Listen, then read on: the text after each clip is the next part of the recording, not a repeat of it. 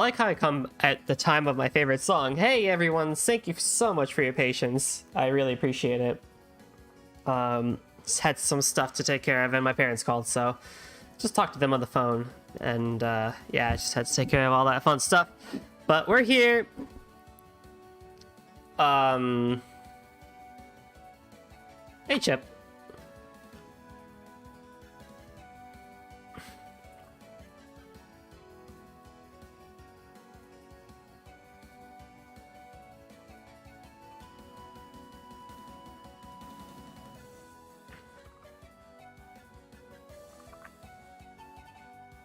Yeah, this is I'm fine. It's funny how I come back at my favorite song, Fall from Toe 10. This song is so good. I love it a lot.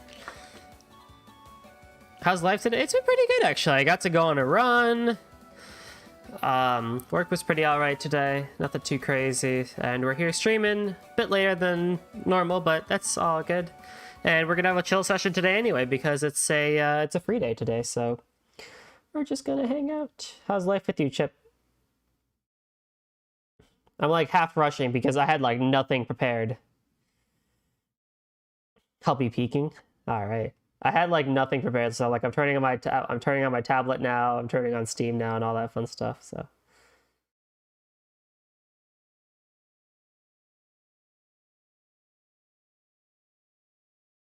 Gotta love errands. Gotta love errands. All right, let's start the game. Still in bed. Ah, oh, lucky. Comfy.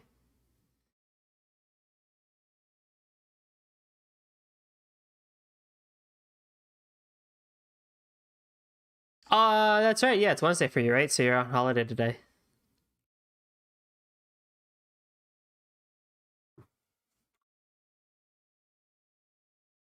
Game? There we go. Hey, that's the title screen changed again to Trista. As we look over the Thor's Military Academy one last time. Rata for breakfast hype, let's go! God, I love my saves. So yeah, it's our final free day, just like Trails of Cold Steel 1.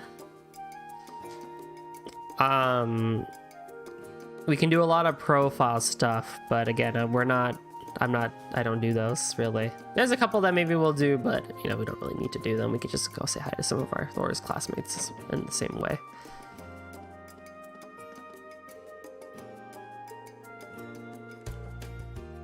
It's crazy how Reen's like the last one inside the dorms.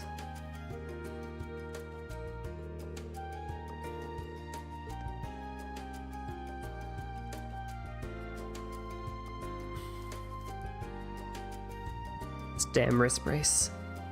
I did not put it on properly. Now it's just like poking me every time I flex my wrist. Is there even anyone here? Like if I were to go up? No.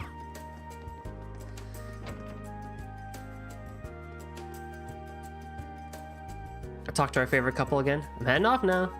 Have a good day, darling. Choo. Thanks, dear. Take care of Kurt for me, will you? These two are gonna be like this even when they're old and gray, aren't they?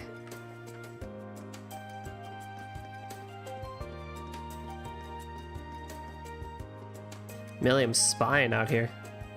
Margarita asked me to help her catch that second year over there, so I did. Who would have thought that of all the who would have thought all of that elite intelligence division training would actually come in handy someday? Now I'm just seeing what happens next. If he tries to escape, me and Lame are going to stop him by any means necessary. What in Adios' name? Look, just promise you won't let her talk you into doing anything illegal, okay?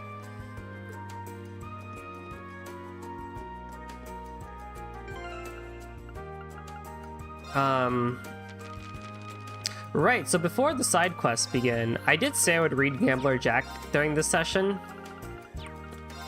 So that's one thing we're gonna do real quick, actually, because I did want to do it, because I think Gambler Jack is a really cool story. So, story time, everybody! Well, let me get my story time voice, I guess.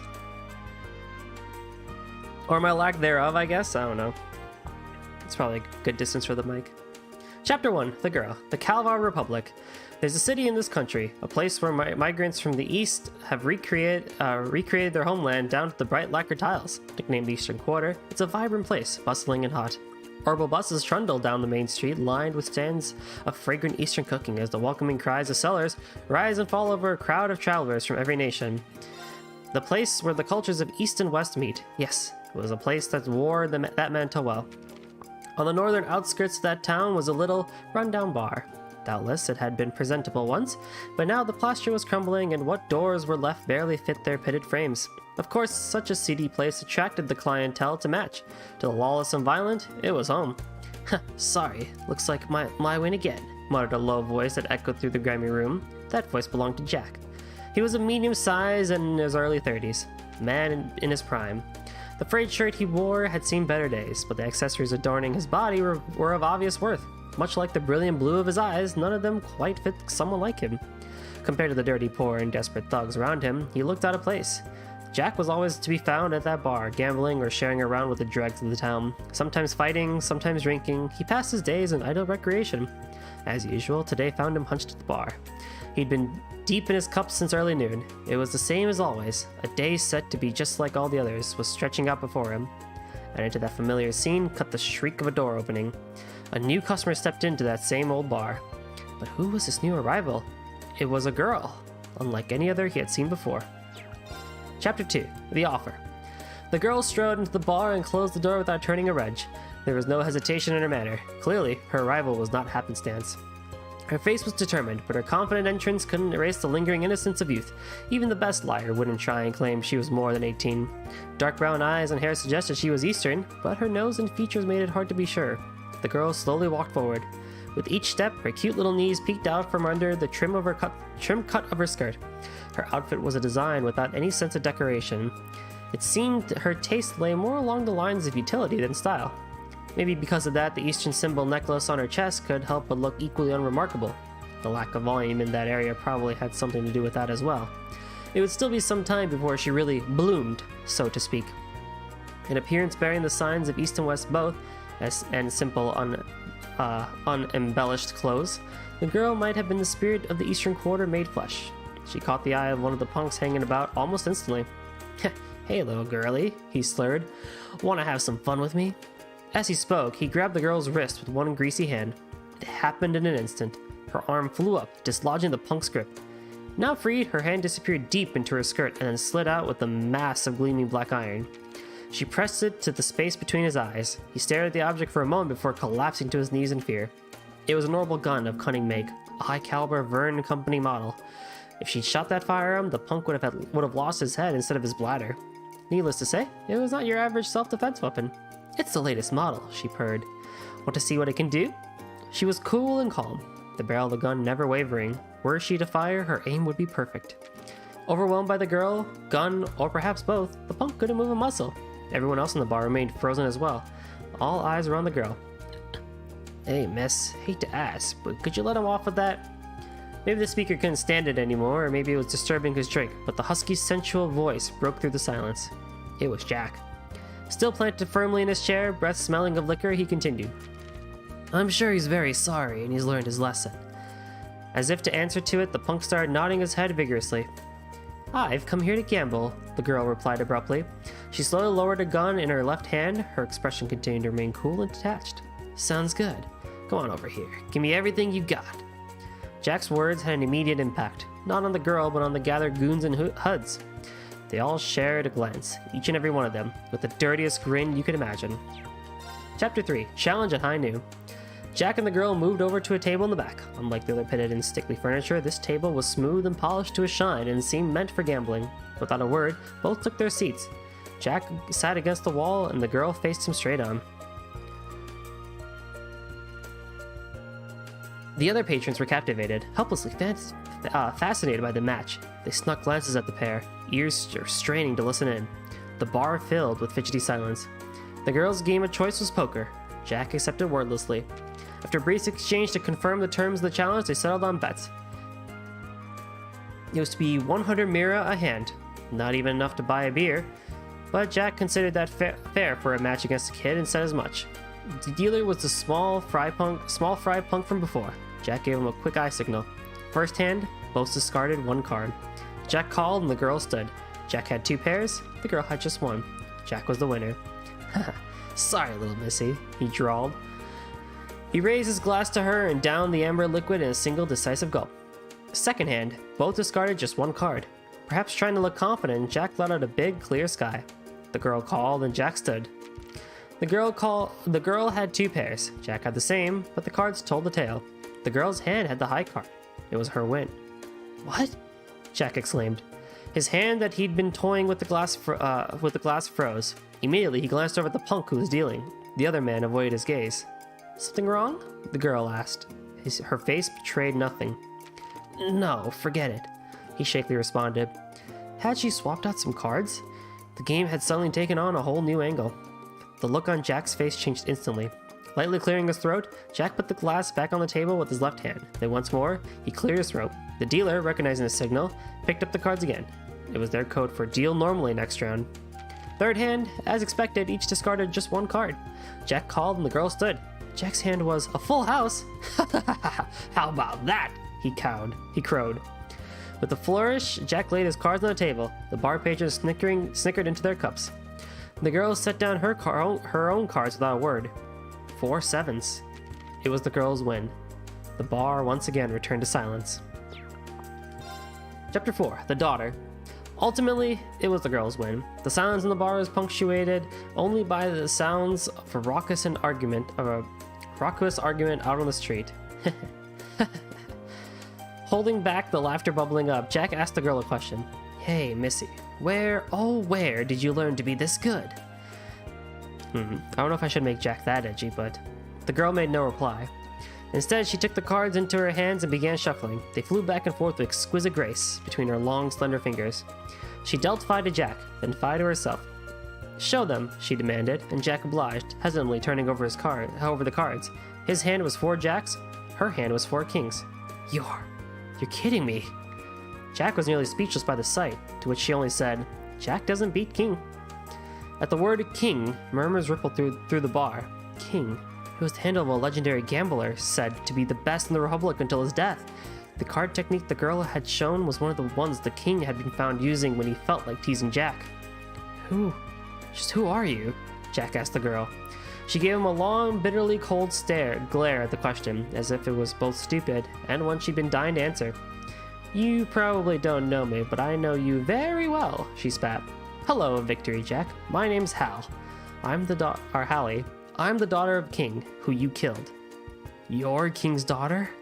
Jack had never met King's daughter, not in person, no. But nonetheless, he did have memories of her. King had been a doting father that had drilled holes into Jack's ears with endless stories about her. I see. So King's daughter has come to kill me, huh? The atmosphere in the bar was suddenly charged. Alright then, kill me. The words casually left Jack's mouth. It was a line no one in the bar had ever expected. He tapped his chest. The heart's here. Make sure you aim well. The girl, Hallie, quietly drew a rollable gun. Her aim, of course, was Jack's heart. One thing I want to check.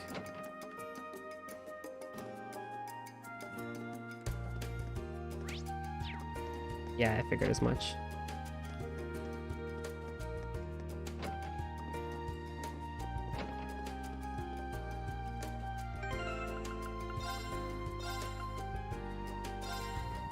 Chapter 5. The Invitation. Hallie's fingers sought out the trigger of her gun. There wasn't a man in this bar who could find the courage to stop her. The punks and hoods just cowered, whispering from their seats. Shut up, all of ya! Jack shouted over the buzz. The chat in the bar stilled. Grinding his back teeth, Jack looked straight into the girl's eyes. That's right. That's right. My goal is revenge. My goal is revenge, she seethed. But it won't mean anything like this. Hallie lowered her gun. As Jack watched the barrel of the weapon slide away from his chest, confusion creased his face. Hallie continued talking. Over these last 3 years, I've spent blood, sweat, and tears to learn to be as good as I am. With that, the girl threw a card in Jack's face. It was some kind of invitation. I have a stage that's better suited to selling this all ready for us, she said, never giving Jack a moment to protest. We'll finish our match there. It'll be one of the poker matches you love oh so dearly, and I swear, I'll make sure you eat your full share of misery and bitterness after the slop you forced my father to swallow. With her threat lingering in the air, Hallie disappeared. Unable to grasp the meaning in the girl's words, Jax just sat there for a while. Finally, he picked up the card that had fallen to the floor and read the text printed on it. Tomorrow night at 10. Come to the harbor. The harbor, huh? It can't be. A sense of foreboding ran through the back of Jack's mind. As he was about to crush the card in his hand, a small signature on the back caught his eye. Enrique. The penmanship was familiar, as was the name. Oh, man. Jack's sense of foreboding would prove right. Chapter 6. King. On the night after the day Hallie visited, Jack headed to the harbor as the card instructed. In a rare show of sobriety, he hadn't had a drop of booze. He realized at some point that he was being followed. Just as well, he knew it was someone acting on behalf of Enrique. "Don't worry," he yelled as he stopped and turned. "I ain't gonna run or hide from this." No one answered.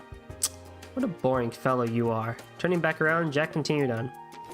That night was a dark one, with neither moonlight nor a single star piercing the cloud-shrouded sky. Jack only had the road lamps to guide him as he meandered through the empty streets. And as he did, memories of the grand match between him and King flooded back.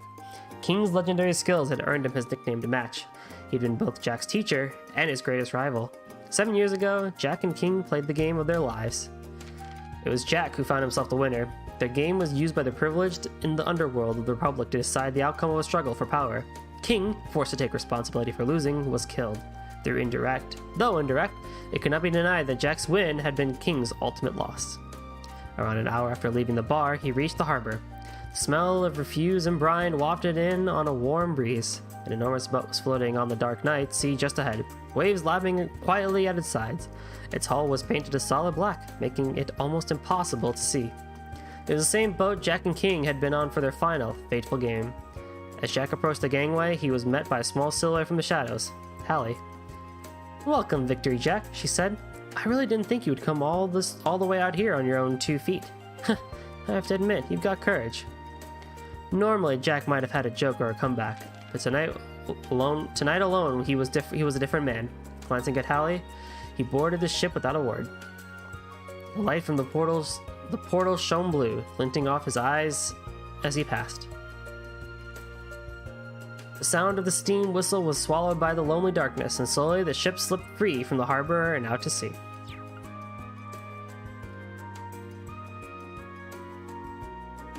Chapter 7. The Banquet of Darkness. The ship was utterly silent as it cut through the velvetly darkness of the night. In contrast to the stillness and inky black of the outside, one layer down, the ship's interior was filled with light and sound. Furnishings from every part of the continent adorned the walls, and a band of musicians played a cheery song. The orbital glow of a chandelier imported from Liberl shone down on every form of human desire. In the hall built at the center of the ship, guests laughed and chatted. They appeared to be the finest of ladies and gentlemen, but each and every one were a part of the seedy Republican underworld. They were the type of folk that spoke of murder as easily as one would dinner or fine wine. Their faces hadn't changed much in 7 years. The farthest depths of the hall reserved discreet seating for the highest rank of the lot. And just like before, there was a certain group of men there. One old man, who was flanked by several bodyguards, stood out in particular. Chief Minister Shamrock. He happened to be the host of the party aboard the ship. A long white beard trailed down his chest. It was a symbol, and also the symbol of power. Though he retired several years before, he continued to serve in an advisory role to many organizations. Retirement had done nothing to slow his influence in the nation. He was a man well worthy of being called the monster of the underworld. Chief Minister Shamrock held this party once every year as a place for the powerful to meet and share useful information. Of course, there were many in the group who could hardly be called friendly in their attitude. Two of these such men were Enrique and Juan. Enrique, both 7 years ago and now, was the man behind arranging Jack's fateful gambling matches. Formerly an arms dealer, he had expanded his dealings to smuggling drugs within the Eastern Quarter a decade prior, and never looked back. Before that, he became a villain on the rise, the best of the new class. Conversely, Juan was a villain whose roots ran deep in the region, back to even before the Eastern Quarter. He was the kind of man who ruled from the top, commanding gangs of thugs, punks, and the like. For as long as the two were in the same business, Enrique and Juan had been locked into a vicious territorial dispute. It was a classic tale of new versus old, and neither side yielded a wedge. Every drop of blood in their attempts to claim dominance was only washed away with more blood. However easy it was to wash away, the constant splattering of blood across pavement did little to bring in the mirror for either side. It took 3 years of profitless violence for Enrique to finally propose a solution: a one-on-one gambling match between the best of the best. Even cheating was welcome, for it could hardly be called cheating at all if one was never caught in the act. Juan's first instinct was to reject the idea, but even he could see the heavy toll the fighting had taken on his own organization. Truly, the only thing keeping him from agreeing was his old-fashioned stubborn mentality. He was, at his core, a man greatly adverse to change. In order to set his plans in motion, Enrique brought his proposal forward to none other than Chief Minister Shamrock, who also served as advisor to Juan's group.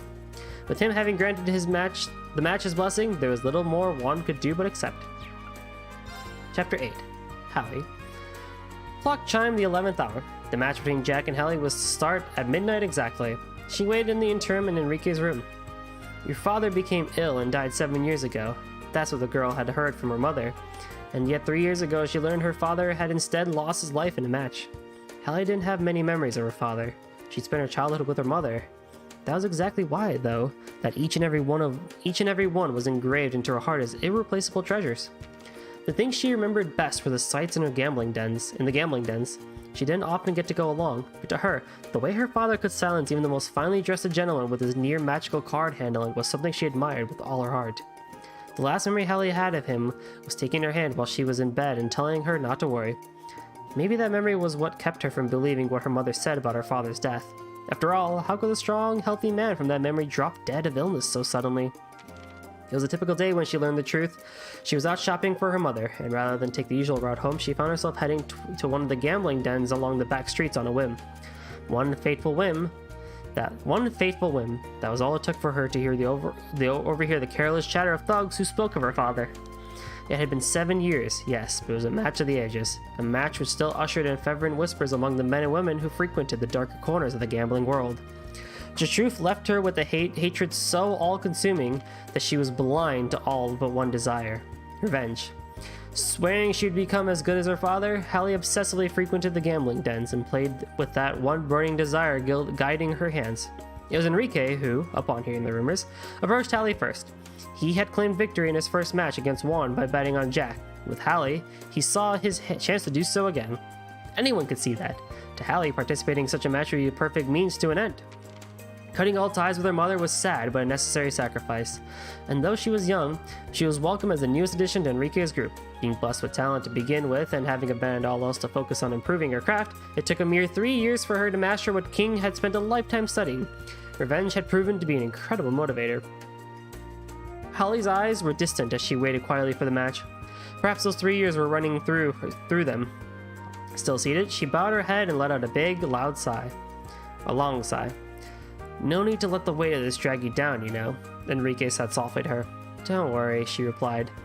Now that I'm here, my heart is as light as a feather. Her face betrayed the lie in her words as a flicker of sorrow creased her fat features. Before anyone could notice, she was back to the same poker face as before. Right now, the only thing on my mind is seeing Jack lose. Enrique's lips contorted to a smile. The more confident he grew in his victory, the more disturbingly warped his smile became. Chapter 9. Nostalgia. While Hallie sat and contemplated her past, Jack was hunched at the bar counter in the main hall. It was a spot with a full view of the setting for the match to come. He stared at the stage, never once touching the drink he'd ordered. The same seats, the same colors. The more he looked at it, the more it felt as if the events of 7 years ago had happened only yesterday. A voice started Jack from his reverie. How about a drink on me? Without turning, he wordlessly shook his head. Jack didn't need to look through 7-year-old memories to recognize that voice. It was Juan, the very man who had punished King with death. I eagerly await seeing the level of skill that once dethroned a king, Jack. With that, Juan disappeared. A Jack dethroning a king, huh? Jack could only smile bitterly. The clock steadily ticked away. It was 11:50. The match would begin in 10 minutes. The guests had begun to gather in the hall. Every one of them seemed to have been waiting eagerly for this night. Many had money riding on the outcome. Compared to Enrique or Juan's contest, though, they barely had anything to lose. Hallie followed Enrique out into the hall, taking her seat immediately. She sat quietly, eyes straight ahead. If she was bothered by the crowd or the enormity of the event, she gave no sign. After watching Hallie take her place, Jack slowly rose from his spot at the bar. Unlike Hallie, Jack had a bit of a name, and as he stepped forward, the crowd called out. It brought back memories of his match with King, how nervous and restless he was with his shouts and cheers, how he wanted nothing more than to run away. Jack and Hallie were both seated now. The card table in the center of the hall lay between them. The two faced each other, but their gazes never met. In total silence, time passed. Shortly after the two took their seats, a black-garbed man sat in a chair across from them. Just like 7 years ago, he was the dealer provided by Chief Minister Shamrock. The dealer pressed a switch below the card table. Slowly, the table area sank into the floor, allowing the guests in the hall a bird's-eye view of the duel. From behind their respective back players, Juan's group and Enrique's group cast intense gazes at the gamblers' hands. Farther back, behind it all, and watching over everything, was Chief Minister Shamrock. "Now then, ladies and gentlemen, tonight we have a revenge match," Enrique yelled, unable to contain his enthusiasm. It had been far too long since the gambling world was given such a high-stakes game. The crowd answered Enrique's introduction with a roar of approval. Chapter 10, The Match. Separated by the small card table, the two faced off. Each player had a mountain of chips to wager. Once someone's pile was reduced to nothing, the match would be over. The clock struck midnight. In the silence following the chime, the grand match between Jack and Hallie began. At first, the match was totally even. For every hand Jack won, Hallie won another. Whenever Hallie won a hand, Jack had the next. Neither gave a wrench. The ones most surprised by this close contest were Juan and his group. Everyone who had bet on Jack started to jeer and holler. During the match, time and again, Hallie spoke to Jack. Using conversation to distract your opponent was all part of the game, but Hallie's persistence went beyond just tactics. However, Jack never said a single word back to her until roughly 30 minutes passed. Then, finally, he broke the silence at the time with a low-textured voice. "Once upon a time, there was a man." It was so soft the crowd could barely hear, but Jack wasn't speaking for them. He continued. "This man had something he admired.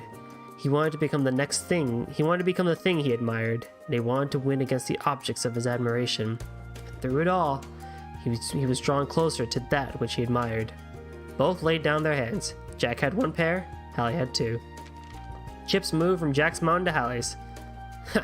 "What is it, Jack? This all part of your plan?" Hallie would occasionally add a sarcastic remark, but Jack kept on telling the story. "The man stole some tricks from that which he admired, and practiced his own skills as best as he could. In the end, his efforts eventually made him strong enough to that people called him victory. At some point, there was someone who took notice of that reputation. He thought, why not pit the best against each other? There was no show that could be better." Enrique's ears twitched. Something in what Jack was saying bothered him. The man gladly accepted the offer for the show. It was the match of a lifetime with that which he admired most, after all. The man's heart danced with excitement. Back then, that man was a young fool who didn't see the world around him for what it was. Certainly, he'd never have thought about what it would really mean to lose that match. Hallie listened intently. At some point, she had started to pay attention to Jack's story. The audience was much the same. Everyone in the hall strained to hear the tale tumbling from Jack's lips. The two played their cards. Jack had no pair, Hallie had a full house. Chips moved from Jack's mountain to Hallie's.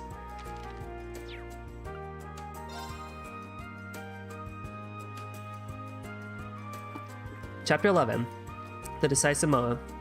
"Jack," Hallie chided, "you're so busy talking, you're forgetting how to play the game. You're forgetting to play the game." "Enough. I'll settle things here now." Hallie's words reignited the crowd. The silent hall burst into excitement as she pushed forward every last chip in her pile. Perhaps she was just that confident, but Hallie already had a significant lead on Jack. He couldn't possibly accept the bet. Could he? "To match my bet, since you seem a little short, how about you wager your life?" Hallie reached under the table and unholstered her old gun and set both it and a bullet on the table by her chips. "If I win, you can kiss your life goodbye." The audience waited for his answer with bated breath. Surely no one would be foolish enough to accept such a bet, they thought. But Jack's response was the opposite of what they were expecting, as well as precisely what they were hoping for. "All right, I'll call your bet. Not like it matters. If you don't kill me, someone else will." His response sent a wave of shock to the gambling enthusiasts in the hall, with each and every one of them erupting into claps and unbridled cheers of approval. Enrique, personally, could not have been more pleased. Juan sat quietly. Whatever he thought of the situation was privy to him and him alone. The stakes were now that much higher, but neither side opted to change out their cards. Rather, they chose to place their current hand face down. "So, what happened to the man?" Hallie asked, seemingly smug with victory. Or perhaps she was just asking to hear Jack's final words. The man never won against the one that he admired. Silence followed in the wake of his response, and in that one moment, Hallie's unfailing mask shattered to pieces. Her true expression, shown at last, and one so beyond her years, was a long, unquenched rage that even Enrique had never seen. What are you talking about? You won, didn't you? Here, in this very hall! Tears flooded Hallie's eyes as her voice buckled. And you made a fool of my papa! Perhaps caught in the moment, Jack was as abrupt and impassioned as she was. The texture in his voice thinned as he locked eyes with her and cried, Your father never lost, not to me. He was never made a fool. He never felt a second of misery or humiliation. His pride is as intact now as it was 7 years ago. He chose to lose in order to protect everything he held so dear to him. Enrique, visibly panicked upon Jack's confession, sent his thugs forward to silence Jack before he could say any more. Juan would have no such interruptions, however, and with a snap of his fingers, had his own men step forward to prevent any interference. For the first time since the match began, his curiosity was now visibly piqued. The crowd was restless, and clamoring for the results. Once Chief Minister Shamrock gave the sign, the dealer flipped both players' cards. Jack had 4 kings. Hallie had 4 jacks. It was well and truly Jack's victory. The crowd immediately hushed, but mouths were left agape, and the room was bathed in a silence that was uncomfortably palpable. All eyes were on the table, and all ears were perked, awaiting some kind of reaction. Seconds passed.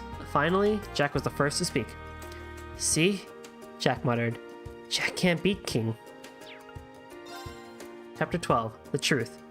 The charged battle had closed with Jack's dramatic upset of a victory. Putting aside Jack's words, Juan took a moment to breathe a welcome sigh of relief. For this turn of events was no small victory on his part. Conversely, Enrique sat stunned, head in his hands. Hallie stared blankly at the cards. Her eyes were wide with disbelief. No way. How did you... 4 kings? That should have been my hand. Hearing this, Enrique began to violently object, leaving no excuse unaccounted for. Jack was a cheat, he insisted. The match was a wash. No, Jack was disqualified for breaking the rules. Give it up, Don Enrique, Juan commanded. If you think he's a cheat, then how about you show us, huh? Go on, show us what it is Jack did. Juan stood resolutely, arms crossed. Cheating's fine as long as you're not caught, he recited. It was a core rule of the match, and Enrique knew it. There was nothing he could say back that could lay bare the trick. He stammered over his words and as he rushed to nitpick every single one of Jack's actions throughout the match, but it was of no use. Impossible. Jack denied it all with a single word. This is a technique King used in his final match. I didn't know it at the time, so there's no way Mr. Enrique could. To make me win, to keep you safe, Hallie, King used this very trick. Truly, a trick worthy of a king. Head bowed, he continued. I could never understand it. If he had a great trick like this up his sleeve, then what on earth would make him do something dumb to throw away a match? I hated him for that, you know? Hell, I even spent these past 7 years consoling myself by drowning in booze. Jack looked up, his eyes catching the sparkle of the chandelier above them just right. But once I saw that invitation of yours, Hallie, it started to make sense. Seeing Mr. Enrique's name on the back was all I needed for everything to fall into place. Do you remember, Hallie? On the same day as that match, you were in bed after being struck with a very sudden illness? No one could explain what it was. Jack's words had Hallie like a fish on a hook. So what? What does that have to do with anything? Jack ignored her and continued. Around the same time, I'd heard a certain rumor about Mr. Enrique. Word was, he'd gotten his hands on a hell of a poison. Something along those lines, anyway. Perhaps Jack wasn't the only one who had heard this rumor. Curious as they were to listen in on Jack's story, a flurry of whispers swept through the audience upon the mention of the poison. The kind of whispers where one couldn't understand word for word what was being said, but any onlooker would know exactly what everyone was thinking. Enrique could only stare at the ground and bite his lip. The facts weren't difficult to piece together. There was Hallie, who just so happened to fall ill during the worst of times for King. There was Enrique, who had so conveniently acquired a poison during the best of times for him. And then there was King, who had so blatantly lost against me on purpose, Jack listed. There's an easy way to explain all these truths, and it boils down to one simple truth. Juan leapt to his feet, fury writ all over his features. He began screaming at Enrique. You! 7 years ago, you poisoned this girl! And then you threatened King with it.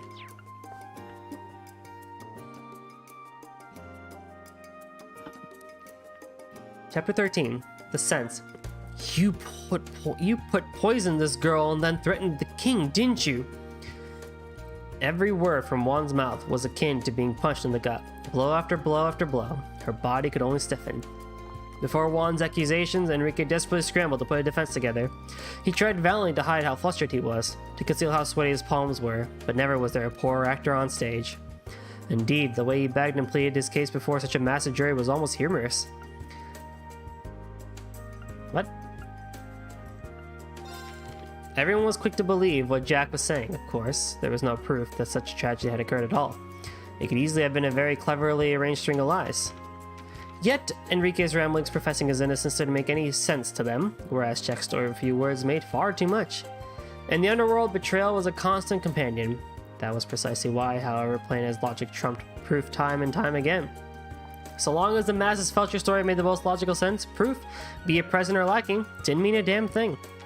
Enrique knew this well as any other man or woman present, as it slowly dawned on him that his punishment was only a matter of when, not if, he ceased his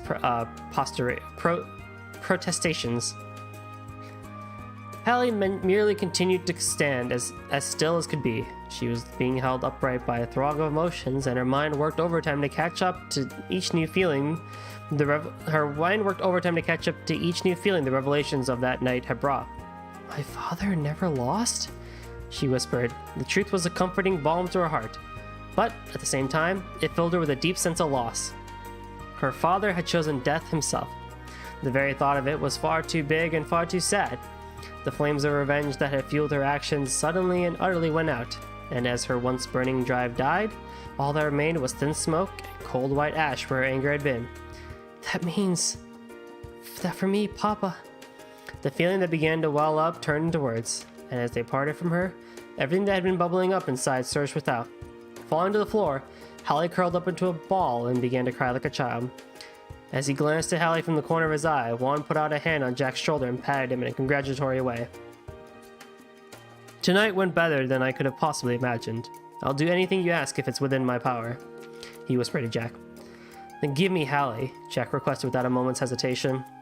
Juan was hard-pressed to answer. No matter how pitiable he found Hallie, she was still a pawn of Enrique's. Even if there was to be punishments meted out for the events of 7 years ago, her freedom was very much in question. Give Jack what he wants. Will it really be such a problem? The voice from behind both of them froze every single person in the hall. All eyes turned to a single point. The one who drew their gaze was the bearded consultant to the underworld, Chief Minister Shamrock. Giving him the girl isn't a problem, is it, Enrique? Enrique nodded weakly. At last, the ship was filled with cries of celebration. Finale. To each their own wish. Jack and Hallie returned to the harbor at dawn. The enormous ship disappeared into the morning fog, gone before most knew it was even there, as if they'd been played by an illusion all along. What will you do with me then? Hallie asked. Nothing. You're free. Jack shrugged nonchalantly. I doubt anyone will ever try to use your life in any deals ever again. Do whatever you wish. Hallie was quiet a moment, then said, Hey, Jack, why? Why would you do all this for me? Jack gave her a small, rare smile. King gave his life to keep you safe, and by saving you, he saved my life as well. I am only standing here today because of him. Don't you think it's only natural I'd use the life he gave me to make his wish come true? Wish? What do you mean? Jack's smile disappeared. I believe your father regretted setting foot into those gambling dens. Not because of the game, but because there's no way a guy like him would have ever risked putting his daughter in danger for anything. He adored you, you know. You should have never gotten wrapped up in this dark world, Hallie. I'm sure he would have wished the same. Hallie didn't know what to say. Jack continued. If you get what I'm saying, then run off from here and don't you ever come back. And with that, Jack strode away and left Hallie standing there by the sea. The Kalar Republic. There's a saying in this country, a place where migrants from the east have recreated their homeland down to the bright lacquer tiles, while the northern outskirts of that city was a little rundown bar. Over a week has passed since that fateful game. Jack could still be found in that same dingy bar. As always, he was at his liquor starting from noon. He had settled things with his past, but he was still the same man as he was before. No, he was changed. He drank less, and when he drank, he didn't throw it back like a man dying of thirst, but instead sipped slowly and appreciated the taste. And that day, once more, the door to the place opened with a sound like a shriek. A new customer stepped into that very same bar. And that new customer was Hallie. Jack choked on his whiskey. Hallie? What are you doing in here? This ain't the kind of place you should be in. Ignoring his sputtering, she pulled up a stool and gave him her most dazzling smile. Hey, Jack, she began. Let's play a game. A real shocker of a match. Only this time, all bets are off. The end.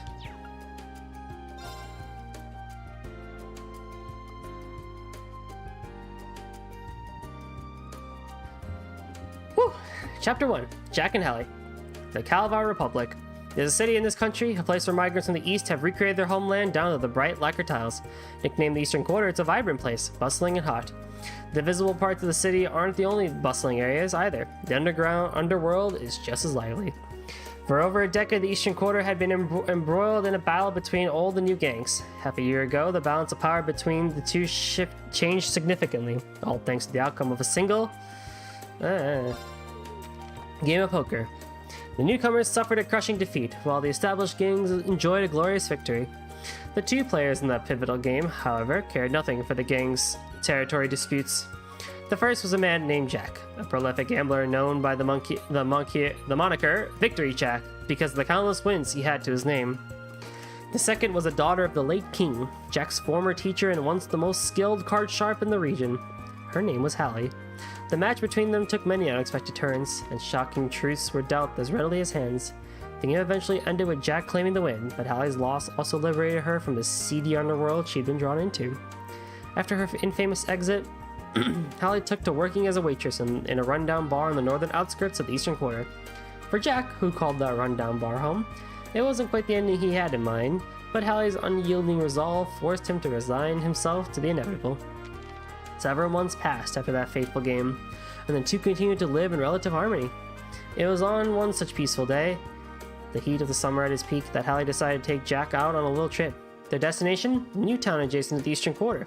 Preferring to spend his time in the comfort and seclusion of the bar, Jack considered this idea nothing short of torture. Man, if only we had an orbital car, he grumbled. Hallie shot him a skeptical look. You can drive, Jack? He shrugged. Well, enough. Been a while, but wouldn't be much of a man if I couldn't. There aren't many guys of my caliber who can't handle up. Whatever, she interrupted, mercilessly cutting him short as they approached their destination. A newly constructed building with a giant sign above the entrance loomed before them. It was a movie theater, one of only a small number in the entirety of the Republic. Chapter 2. Soleil of Love. Movies were a cultural phenomenon relatively new to Calvard and virtually unknown to the rest of the continent. There were stories told through moving pictures with sound recorded using an orbital camera, edited, and then displayed on giant screens in theaters for the enjoyment of the masses. And though movies were still uncommon, they were still rapidly gaining in popularity. Ordinarily, Jack spurned Hallie's invitations to venture out into the great outdoors, but his curiosity about this new innovation overcame his reluctance. So which of the two are we gonna watch? This gunslinger from hell one looks good to me. Whatever, he said. 2 tickets for Soleil of Love, please, Hallie said to Jack, her face positively beaming. Jack knew then that he'd been a fool to even think that he might have any choice in the matter. From the day that Hallie started working at the bar, it quickly became apparent that he had no hope of winning an argument against her. It would be easy to attribute this to the history between him and King, but truth be told, it was just his nature to fold against a hand like hers. He sighed. Soleil of Love, as he recalled, was a movie adaptation of a popular novel, a love story. The genre alone was enough to convince Jack he wasn't in for a fun time, but he knew better than to try and resist. Reluctantly, he stepped inside the theater. At least the building had air conditioning. Love story or no, it would be marginally better than standing outside in the sweltering heat at least. Wow, look at that, Jack! This is so cool! Hallie's eyes were alight with excitement as she took in the building's modern fixtures. She caught sight of the refreshment counter and dragged him over to it. After much wielding and begging, Jack bought popcorn and drinks for the two of them. Snacks in hand, they made their way to their seats for the start of the movie. The film began to play and a hopelessly attractive man and woman were projected onto the screen. Jack watched the romantic and tragic tale end with stoic resignation while Hallie sat captivated by every scene. Eventually, the movie reached its torrid climax. The two lovers overcame the many obstacles in their path and finally came together as one in marriage, sharing a kiss so passionate that Hallie couldn't help but avert her eyes. She glanced over at Jack to see his reaction, and found him fast asleep in his seat. Chapter 3. Nike and Leonard. After the credits rolled, the two of them made their way to a nearby cafe. The coffee shop had a relaxed, peaceful atmosphere, but the mood between them was anything but. Hallie was furiously stuffing herself full of parfait, which Jack had been forced to buy her, of course, while he could only sit by and watch in horrified fascination. It was her third. "I cannot believe you! Your first time going to see a movie and you fall asleep?" she said around mouthfuls of cream and fruit. Jack tried to sidestep her outrage and instead gestured to the remains of dessert. "You all done there? Had enough?" "I'll decide when I've had enough," she snapped, glaring over the rim of her glass. He raised his hands in surrender. Jack knew from experience there was nothing he could do when she was in a mood like this. Anything he said would just make it worse, and weathering the storm was the best he could hope for. Of course, Hallie knew exactly what he was trying to do, and that just made her angrier. Her glare grew even more pointed. "I see you haven't gotten any better at understanding women's hearts, Jack," said a female voice at Jack's elbow. Started? How long had she been there? He didn't know. Hallie opened her mouth to say something, but when she beheld the owner of the voice, nothing came out. It was a woman in her late 20s. She had delicate, youthful features, and yet extruded the allure of a much more mature woman. Her hair was wavy and platinum blonde, and she wore a glamorous red dress that was open at the front, displaying her generous bosom to its best advantage.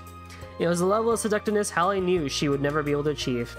What had stolen her breath wasn't the woman's attractiveness, however. It was the fact that she was the very actress who had played the heroine in the movie they just watched. "Hello there," the woman purred.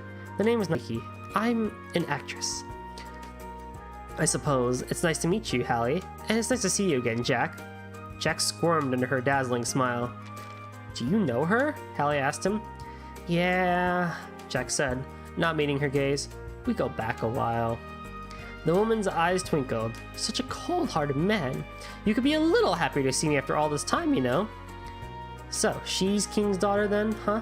Jack and Hallie turned to see a man in an expensive suit approaching their table. He seemed to be with Nike. "It's a pleasure to meet you, Hallie," the man continued. "My name is Leonard." Then he addressed Jack. "It's been 7 years, I believe? Good to see you again, too, Jack." "Hey, Leonard." Jack's reply was casual, but the tone conveyed great respect, as if addressing a superior. The power balance between the two of them was immediately clear to Hallie from that alone. Leonard was a man in his late 30s, roughly 5 years Jack's senior. They had both learned together under King, but being the younger of the two, Jack had come to treat the other man deferently, much like he had his former teacher. Unlike Jack, however, Leonard had given up the gambling life and moved into playing a new game. Now he was an up-and-coming politician, regularly featured on the front pages of newspapers and well known to the people of Calvard. An actress and a politician, the two of them certainly stood out. Several of the customers seemed to realize who they were, and before long, all eyes in the room were on them. Nike sighed. "Ugh, this is why I hate this job sometimes." "You know you love the attention," Leonard replied with a grin. "It does, however, make this place a bit difficult to talk in. Mind coming with us, Jack?" Knowing full well he could impossibly refuse, Jack shrugged and stood up from his seat.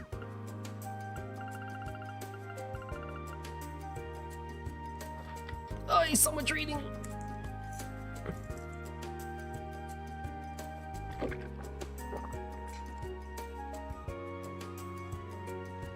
This is the one downside of playing JRPG solo. Chapter 4. The Race. Jack and Hallie followed Leonard and Nike out and eventually found themselves at an amateur racetrack. It seemed close for the day, though, and no cars sped around the grounds or crowds graced the stands. Hallie gasped at the circuit. Wow, it's a racetrack! All the excitement that she had felt in the theater came flooding back. It had been years since she had visited one, and the memory of that trip with her father had grown very faint. Seeing this track was almost as if experiencing it again for the first time. Nike smiled at her enthusiasm. "You're so cute," she said. "Yeah, I can see why King doted on her so much now," Leonard replied with a nod. "Well, seeing as you're here, want to see an actual race, Hallie?" Hallie's eyes grew wide. Can I? Leonard nodded again. You can. If the man you're with says yes anyway. Jack shifted uncomfortably as all eyes turned to him. It was obvious that Leonard's true motivation for the invitation was to get Jack to participate, and that he had no qualms about using Hallie to that end. King's other former student was still every bit the calculating man that he used to be, and that was something that Jack had never been good at dealing with. Still, he owed Leonard a lot. He learned a great deal from his former teacher, but he had learned just as much, if not more, from Leonard. How to drive an orbital car was just one of these things. While King had always been the expert on gambling, Leonard was the authority on sports and all other forms of entertainment. Leonard turned to Jack. I was really happy when I heard that you'd gotten a bit of fire back after that game against Hallie. I thought you were a lost cause when King died. All those years wasted just rotting away. He gestured to Jack. I want to see the victory Jack I used to know again. So come on, show me. Jack shrugged. Well, if you insist. Haven't been behind the wheel in quite some time, though, so I can hardly think I'll be a worthy opponent. That's my man. Challenge accepted. The pair set about choosing their vehicles. Leonard, it seemed, was a friend of the track's owner. Not only could they choose whichever cars they wanted, but they had the entire racetrack to themselves as well. I'll go with this old Vern model, concluded Jack. Leonard laughed. I'll use one that has the same specs then. Wouldn't want to have an unfair advantage against you. Cars aside, they moved to the starting line where a delighted Hallie was to give the signal. On your marks, get set, go! And they were off. Leonard in the lead and Jack following. In the past, the two of them had always been equally skilled at driving. In this race, their cars had also roughly equal specs, so the odds of Jack being able to catch up on any of the course's straights were practically zero. As such, the outcome would be determined by how he fared on the course's 3 corners. The first corner came.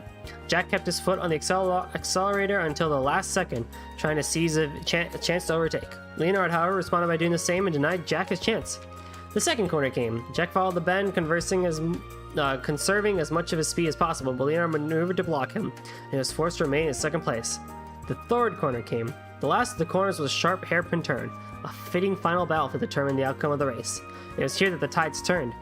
Whether it was due to overconfidence from his early domination was unclear, but Leonard made a minor mistake that Jack was able to take advantage of, and he seized the lead. All that remained was straight to the finish line. In the distance, Jack could see Nike, racing flag casually held in her hands. Seeing her, he unconsciously loosened his grip on the accelerator. Leonard surged past him and he was victorious. The race was over. Hallie came rushing over and Jack greeted her with a bitter smile. She clapped her hands together. You did really well, Jack. It's just a shame you got past at the end. Leonard and Nike joined them. Nike's expression was impressive, but Leonard's was livid. You held back again, didn't you? He said. Jack hesitated. No, He hadn't done it on purpose, but he realized that Leonard was right.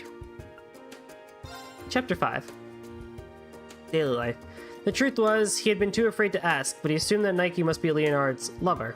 Seeing her at the finish line on the last straight, he had found himself not wanting to embarrass Leonard in front of her, causing him to subconsciously hold back.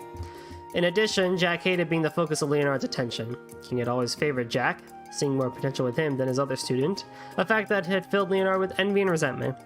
Sensing this, Jack had begun to hold back whenever he was forced to compete against Leonard, a tactic that infuriated Leonard to no end. To him, Jack's behavior was nothing less than arrogance. Leonard clenched his teeth in anger, biting back further commentary on the race. 3 days passed since the race. Jack and Hallie were both back in the bar, whiling away at the time the same way as always. In Hallie's case, this meant working hard, taking orders, and carrying drinks. In Jack's, it meant sleeping in his room behind the bar well into the day. Contrary to his appearance and indolent schedule, Jack was actually a man of many talents. Thanks to that and the kindness of the bar's owner, he had effectively ended up becoming its live-in gambler, something Jack was actually quite proud of. He was also charismatic enough to keep the more rowdy clientele in check, although how much they actually liked him was a question only they knew the answer to. The situation had changed somewhat since Hallie's arrival, however. While Jack was still the bar's resident grifter, and his position relative to the customers the same as ever, Hallie was clearly on a level above Jack, carefully manipulating him into doing whatever she wanted him to. It was an endeavor she had the support of the punks who hung around there and doing, too. In other words, Hallie was now the one in charge. Jack, she called, the owner needs you to go and buy some ingredients for him. She got a yawn in response to the muzzy. Why do I gotta... Those who don't work don't get to eat. That's the way of the world, so go on. Time for you to do some work too. Ugh, he grumbled, emerging from the room. Just you wait. Nonetheless, he obeyed the instructions of the girl 15 years his junior. Despite his protests, he wasn't entirely opposed to doing what she asked. What he was opposed to was the smart-ass grin on the face of one of the punks following his exchange. He glared at the punk as he passed. What are you looking at? Jack! Fine, fine, he growls and resigned to the inevitable side-off. The barred door of the bar gave its familiar shriek as he passed through it. No sooner had he left, however, than the door allowed another shriek. One could only assume either the owner didn't have the money to get a new one fitted, or he had decided it was actually quite inconvenient as a doorbell of sorts, heralding the arrival of a new customer. This particular caller couldn't possibly have been more out of place. It was none other than Nike, the actress. Chapter 6, Woman. Welcome to our Nike? Hallie gasped at the woman. I can't believe you're really working in a run-down place like this now, Nike replied with a laugh. She sauntered over to the counter and claimed one of the seats in front of it with the ease of a regular. Silence permeated the bar, booze forgotten as all eyes drank in the sight of her. Good to see you again, she said to the owner. I'm kind of surprised, though. Your customers seem more well-behaved these days? The owner laughed. Really? We've got Hallie to thank for that, then. You know the owner here? Then, were you and Jack... Nike flashed a smile at her. He's a former lover of mine, yes.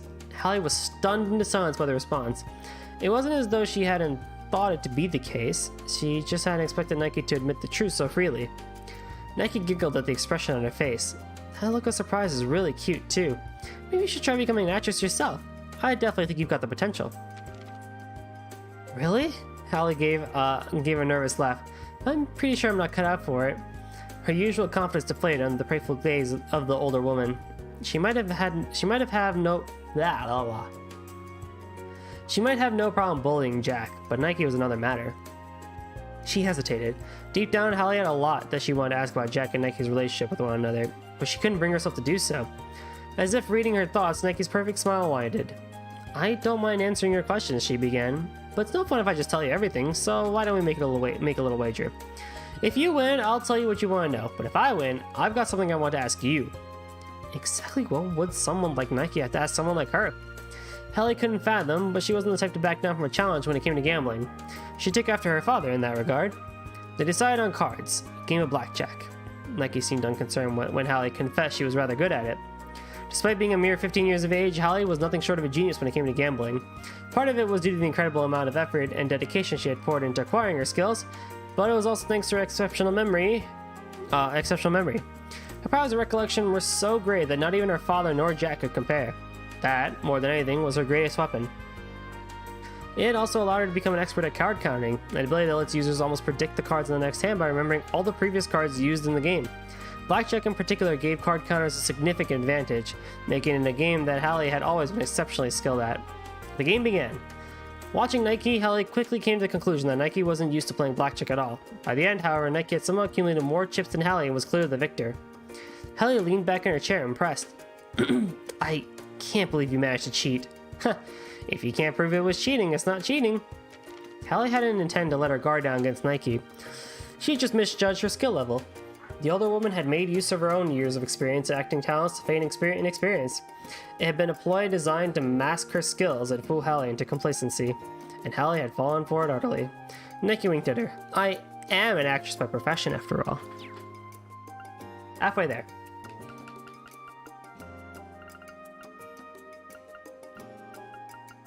Oh god, these chapters got longer. Chapter 7, The Shadow. Well then, Nike continued, I take it you'll be willing to answer my question? Hallie nodded. That was the deal. Good girl. Now, I realize I might be insensitive to ask about this, but King didn't happen to leave anything in your care 7 years ago, did he? Hallie cast her mind back to her last memory of her father and felt a slight twinge of sadness thinking about what had happened to him after it. The pain of his loss had subsided since she met Jack and would likely continue to do so, but it'd be a lie to say that it had completely gone. She racked her brain seeking an answer to Nike's question and quickly realized that the other woman was probably just asking about the jeweled Eastern-style necklace that she wore around her neck. This? Hallie said, showing This, Hallie said, showing her the pendant. He gave it to me when he came to visit for the last time. Nike was silent for a moment. Thank you. That's all I wanted to know. She rose from the stool. Well then, I suppose I should be going. I wouldn't want to keep Leonard waiting. Her farewell said, she handed a tip to the bar's owner and exited with a beguiling sweep through the door. The punks watched her departure in silence, not daring to break her spell even after she was gone. After Nike had left, Hallie resumed her usual work. Time ticked by as she wiped down the tables and busied herself. She sighed. Jack sure is late. It had been almost an hour since he left to run for his errands. She wasn't concerned about him, though. She'd bet her boots that he was just off somewhere slocking about or messing around. She stepped outside through the back entrance to take out the garbage. Just as she did, a great shadow filled the alley, blanketing her in darkness. Hey, guess who's back? Came the loud call of none other than Jack. His voice was almost drowned out by the shriek of the door as he flung it open. One look at him proved Hallie's suspicions on tardiness correct. He had far more shopping bags than he should have. You're back. Was I gone?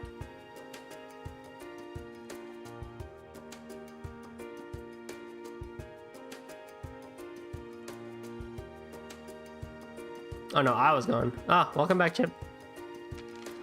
You just missed story time. I've just been reading these last two books. Huh? Where'd Hallie go? He asked, noticing her absence. The owner glanced around. Thinking of leaving early? Yeah, girl, go get it. Go get some coffee.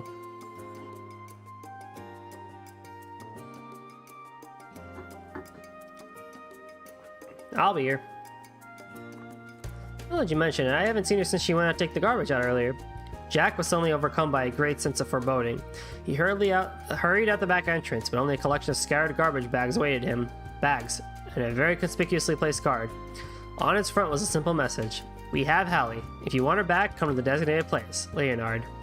Damn it. Jack's angry cry echoed in the empty alley. His face a thundercloud, he crushed the card in his fist. Chapter 8. Black and white. The designated place alluded to on the card was one of the largest and most well-known racetracks in all of Calvard. Part of its fame was due to the fact that it permitted gambling on its races. Oh my god, hey Liz. Your essay for college. Oh, is it entrance essays? Or like an actual like college essay?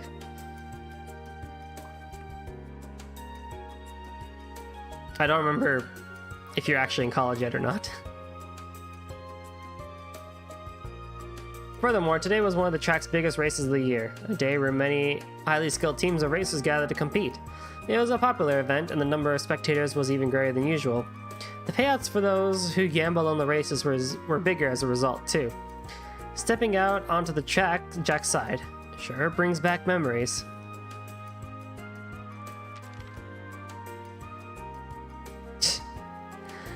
As he surveyed the familiar grounds, he found himself reminiscing about the times King had brought him and Leonard there to hone their gambling instincts all those years ago.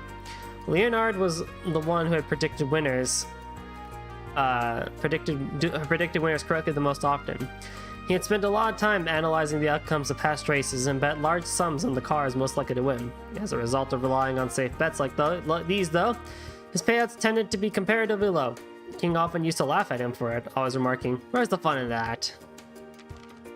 King, meanwhile, used his brilliant instincts and powers of observation to guide him and successfully predicted the outcome of one race after another.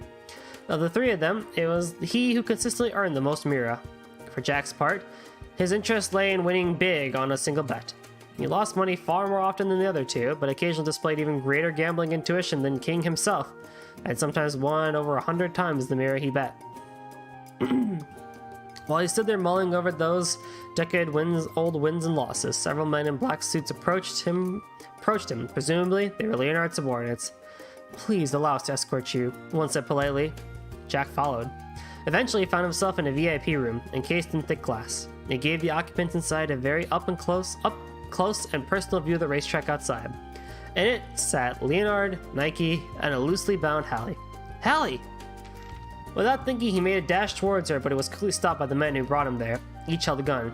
Now, no need to be so hasty," Leonard laughed. "I'm glad you could make it, Jack. I've got some real fun in store for you today." "Leonard, you son of a bitch." Jack's furious expression was a stark contrast to Leonard's playful tone. Finally saying what you truly think about me, Jack. I'm glad. Leonard looked genuinely satisfied. Jack shot a glance over in Nike's direction. I can't believe you're seriously helping him with this. I'm afraid so, she replied simply, before drawing closer to Leonard. As I'm sure you've already worked out, our aim is the joker that King left Hallie over there. Leonard continued, turning the jewel from Hallie's necklace over and over again between his fingers. Jack had indeed surmised as much. When Jack won the battle against King 7 years prior, King had given him a code of sorts that he wanted him to pass on to Hallie. That code was intended to unlock the joker that King had once secretly kept on him. At the time, Jack hadn't understood the meaning of what he was being asked to do, but he did now. King was well known in the underworld. He had all kinds of connections, but those ties weren't just limited to the less savory players. Many of the people he was connected to moved both inside and outside the underworld. Tell me, Jack, Leonard said, if the underworld is black and the world outside is white, which do you think the world of politics is? Jack snorted. Hell if I know. As black as can be, Leonard said matter-of-factly. He made an offhand gesture. King was a smart man, a calculating man. This jewel here, this is a memory quartz, and one full of information on the people he knew. People in the criminal underworld, public faces who have connections in it themselves. The power this information holds is nothing short of incredible, and I intend to use it to keep moving up the ranks as a politician. And for that, Jack, he continued, I need the code that you, and only you, know. Jack was silent for a moment. I'm surprised you know all that. I take it this is your doing, Nike? But of course, she confirmed. I want him to spread his wings and fly too, after all. Spread his wings and fly, Jack repeated with a disbelieving sigh. That's what you call this? Preying on people, King's daughter no less, for a bit of political advantage? He left that data behind to protect Hallie from harm. What's the point of being promoted if you have to take advantage of a father's love for his daughter to do it? Jack's words resonated strongly with Hallie, but they fell on deaf ears when it came to Leonard and Nike. I can't say I don't have a soft spot for that idealism of yours, Nike said finally. But if you're afraid of using others for your own goals, you're never going to get anywhere in life. You'll forever remain a powerless child. Leonard laughed. Forget it. No amount of logic will get through him. Still, I feel kind of guilty by taking everything from you without completely beating you to submission first. Got to give you a chance to fight back after all. So, here's what I propose, Jack. We'll have a little gambling competition. If you win, you can have Hallie back. If I win, you'll give me that code. Simple, right? Jack considered it. Leonard was smart, but he was also very cautious. It was clear from his aura of confidence that he was pretty certain that he would win. Jack, however, had no intention of backing down. Thus began the greatest wager over the outcome of the day's races, with Hallie's fate on the line. You're dual enrolled to take college classes in high school. Alright. I'm graduating next month. Oh, yes, fantastic. Congratulations. I feel like in the years I've known you, Liz, it's just like you've always been in high school. And now you're finally moving up to college. They grow up so fast. Young children these days. Oh, where does the time go?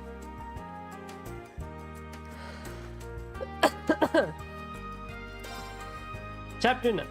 See you, Chip.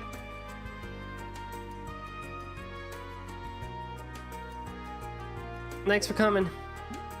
Chapter 9. Good and Evil. There was roughly an hour until the first race of the day was scheduled to begin, and so they agreed to use that time to formulate their strategies. Jack was led to another room by Leonard's men. He was also accompanied by Hallie, who would serve as his advisor. Leonard's advisor would naturally be Nike.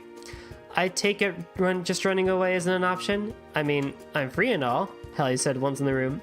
Jack shook his head. Even if we did manage to get away, which isn't especially likely, he's not the kind of guy to just let this go. If this method doesn't work, he'll just do something worse. Worse for us, of course. Yeah, I suppose you're right, Hallie said. Okay, forget it. Just had to ask. As Jack had noted, however, the odds of them being able to run away weren't particularly promising to begin with, as Leonard's men were likely to be everywhere. They pondered their predicament for a moment. Hallie broke the heavy silence. Hey, Jack, has Leonard always been a bad guy like that? Jack couldn't help but smile slightly at the childish way she phrased her question. As far as he was concerned, the vast majority of gamblers, himself included, were to some degree or another bad guys. He knew what she meant, though. Both he and King had been part of the criminal underworld, but they had their morals and lines that they wouldn't under any circumstances cross. Back in the day, that had been true of Leonard and Nike too, but now... So they weren't then? I wonder what changed them, Hallie mused. Jack had a pretty good idea of the answer. King's death 7 years prior. After that, Jack had lost his drive, his passion. His despondency had in turn caused Nike to become disappointed in him and leave his side. Leonard, meanwhile, found a new life of his own, away from gambling. It wasn't long after that that news of Leonard's move to politics reached Jack's ears. It was a transition that made sense to Jack, too. Leonard had always been the one who loved flashiness, loved to stand out. In short time, though, less pleasant rumors began to spread about him. The whispers never left the realm of heresy, but the content was enough to make Jack concerned. Bribes, suspicions, involving organized crime. It was often said that power corrupted, but Jack hadn't expected it of someone he knew so well. Nike really is pretty, though, Hallie said abruptly. You sure you're completely over her? Flustered, Jack could only gape for a second before stuttering. Oh, what makes you think I wouldn't be? Of course I am. His expression told a different story, though, and Hallie immediately regretted passing him on the subject. Anyway, Jack said, this isn't going to be easy while he has Nike on his side. There are many who call her the goddess of victory for the luck she brings to men. Goddess of victory, huh? I'm guessing you're one of those men too, Victory Jack? He couldn't deny it. She was completely right. Nike's gambling skills were just as good as Jack or Leonard's, and whenever she and Jack had worked as a team, they had never been defeated. Hallie looked intrigued when he mentioned their teamwork. You guys worked grifts together? He nodded, and it seemed as though there was more she wanted to ask, but she dropped it and changed the subject. You weren't going to look at all the race data they gave us? You weren't going to look at all the race data they gave us then? Nah, I follow the races here as it is, so I pretty much know all that stuff already. Besides, numbers don't tell the whole story. You gotta get a read of the atmosphere out on the track if you really want to score big. Looks like I'll have to wing the first one blind, though. A quick glance at the clock confirmed his dismay. The start of the first race was rapidly approaching.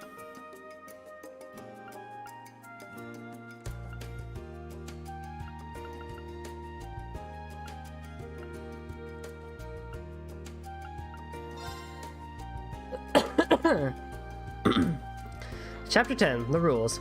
15 minutes before the first race was scheduled to start, Jack and Hallie made their way back to the VIP room where they came face to face with Leonard and Nike again. The rules of the competition were simple. Each side would begin with 100,000 Mira. For each race, each side must purchase one betting ticket. No more, no less. Furthermore, 12 orbital cars would compete in each race. The types of betting ticket available, meanwhile, were as follows. 1. Show. To win, the chosen car needed to come in either first, second, or third place. This bet type had the highest chances of winning, and as a result, the payout was the lowest as well. Win. To win, the chosen car needed to come in first. This bet type was less likely to be successful than a show bet, but still relatively likely compared to the others. As such, the potential winnings were relatively low. Exacta. To win, the chosen 2 cars needed to come in first and second place. The bettor had to also accurately predict which one came first and which one came second. This bet was one of the more difficult ones, and as such, potential winnings were relatively high. Trifecta. Same as Exacta, except the bettor needed to predict in order which cars would come in first, second, and third. This bet type was the least likely to be successful, and therefore it paid the highest dividends. Exacta box. Like in Exacta, the bettor needed to predict the cars that would come in first and second. Unlike a regular Exacta, however, these could be in either order. The bet type was more likely to pay out than Exacta, but because of that, it paid less as well. Trifecta box. Like a trifecta, except 3 cars come in any order, as long as one comes first, one second, and one third. This paid out more than an Exacta box, but less than a regular trifecta. Jack and Leonard would each buy a ticket and then show it to the other before the race began. There was no limit to the amount of Mira that each could bet on one race, so long as they could afford to bet it. If either of them ran out of Mira, the other would be the victor. In all, 7 races were to take place that day, with 4 in the first half and 3 in the second. The races in the second half, the last in particular, paid the highest dividends. Each race usually took about 10 to 15 minutes. Every car was also obliged to make at least one pit stop to charge their car's EP and change tires. Completing these actions swiftly and effectively added another element of challenge to the competition. Large groups and corporations sponsored the teams participating in the race, and the results held implications not just for the teams themselves, but for the countless powerful figures and groups in the Republic who used these races as a proxy for their pride and reputations. The winning teams were also rewarded with vast amounts of Mira. The rules confirmed and agreed upon, Jack and Leonard purchased their first betting tickets, and the battle of them finally began. Chapter 11, the first half. Before the beginning of the first race, Jack and Leonard showed one another what betting tickets they had purchased. Jack, after asking Hallie for her opinion, eventually settled on placing 10,000 Mira on a trifecta of cars 5, 1, and 3. His reasoning was that cars 5 and 1 had the highest total number of races won, while 3 had shown a lot of potential in recent races. His bet was relatively safe and grounded in logic, but would think just enough of an element of unpredictability to keep things interesting. Seeing his choice, Leonard laughed, remarking, "Someone hasn't changed." His ticket, meanwhile, was an exacta box on 1 and 3, on which he had placed a 20,000 Mira bet. Jack was surprised. The Leonard he knew would have gone for an exacta box on cars 1 and 5, or perhaps pushed his luck slightly and gone for an exacta on cars 5 and 1. Leonard, however, had defied expectations by going for 1, the second most popular car, and the recently successful car 3. If anything, Jack thought this was the kind of bet King would have made. Realizing what was on Jack's mind, Leonard's smile widened. "My time in politics has taught me a lot of things, Jack." 15 minutes later, the result of the first race came in. Car 3 had come in first place, followed by 1, then Car 5 in third. Car 3 had, it seemed, shown its potential yet again. As a result of the outcomes, Leonard won his bet while Jack lost. Jack's total Mira decreased to 90,000, while Leonard's increased to almost 150,000. Nike giggled. "Seems we're off to a good start." Leonard drew her in close and whispered in her ear, "All thanks to you." Jack averted his eyes. Hallie tugged on his sleeve to get his attention. "Don't worry, Jack, we're only just getting started." No matter what she said, though, there was a 60,000 Mira difference to their totals right off the bat, and there was a significant difference. The second race began. Jack once again placed 10,000 Mira on a trifecta, while Leonard went with a much more certain show bet. This time, however, he placed all of the 50,000 Mira he had won from the first race on it. Once more, Jack's bet fell short and his pool of Mira dropped to 80,000. Leonard was a successful second time and boosted his earnings to win over 170,000 Mira. Leonard now had twice the amount that Jack did. The third race began. For the third time, Jack placed 10,000 Mira on a trifecta. Leonard went for a slightly more risky bet than usual and wagered 20,000 Mira on an exacta. This time, both men lost their bets. Finally, it was time for the last race in the first half to begin. Jack, seemingly undeterred by his continual losses, once again staked 10,000 Mira on a trifecta. Leonard could only sigh as Jack refused to learn from his mistakes, but Jack paid him no mind. For his part, Leonard went for another exacta, but this time he placed 30,000 Mira on it. Leonard won his bet, Jack lost his. The race over, the first half came to an end. Jack was only left with 60k Mira, while Leonard had increased his winnings to over 240k, roughly 4 times the amount Jack had left. "Ha! Luck seems to be on my side today, huh, Jack?" Leonard taunted. Jack said nothing. There was a roughly hour-long break between the first and second halves. After beckoning Hallie to follow him, Jack walked quietly out of the room and over to the waiting area. Barely through the hallway, Hallie threw up her hands and cried, "What are we gonna do, Jack? If we don't turn things around fast, we're screwed. We need to start making safer bets next time." And Jack cut her off. "Nah. Even if you were to win bets like that, they're not going to be enough to close the gap between us. As soon as we start thinking like that, this gamble's as good as lost." "Well, sure, but still." Contrary to Jack's seeming casualness, however, he didn't really have any better ideas than Hallie did. He was racking his brain for one just as much as she was. What he did know was the gap between he and Leonard was far too great for them to be able to win based on instinct alone. Hallie suddenly brightened. "Oh yeah, I did know something that stood out in the race data. As a general rule of thumb, betting on popular improvement teams tend to lead to relatively low payouts if they won, while unpopular and generally unsuccessful teams give much greater payouts.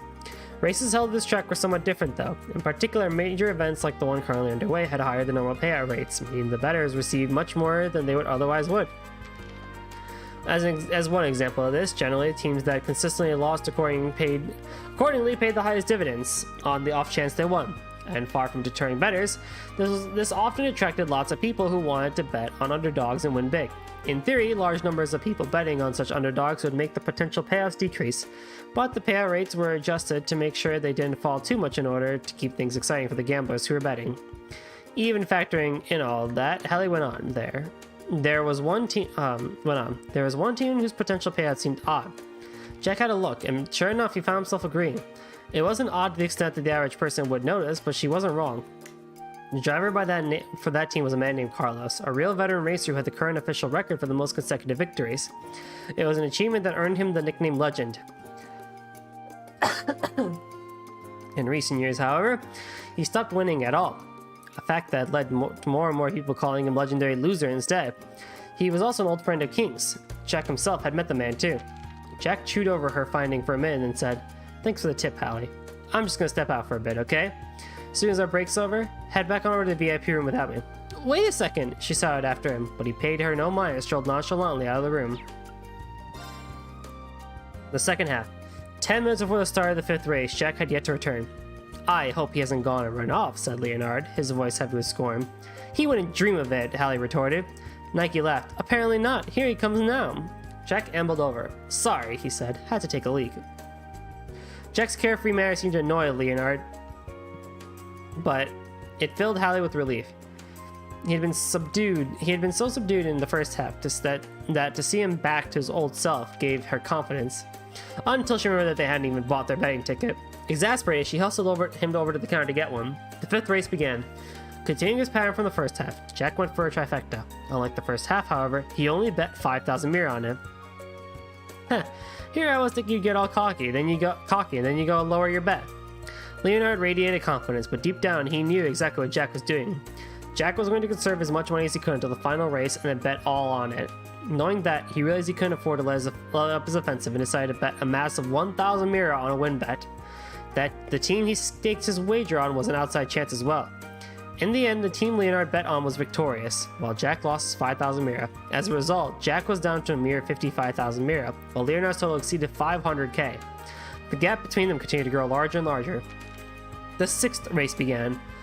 Once again, Jack placed 5,000 mira on a trifecta. Leonard, meanwhile, didn't seem to be feeling especially confident about the race and put a mere 10,000 mira on the safe exacta box bet.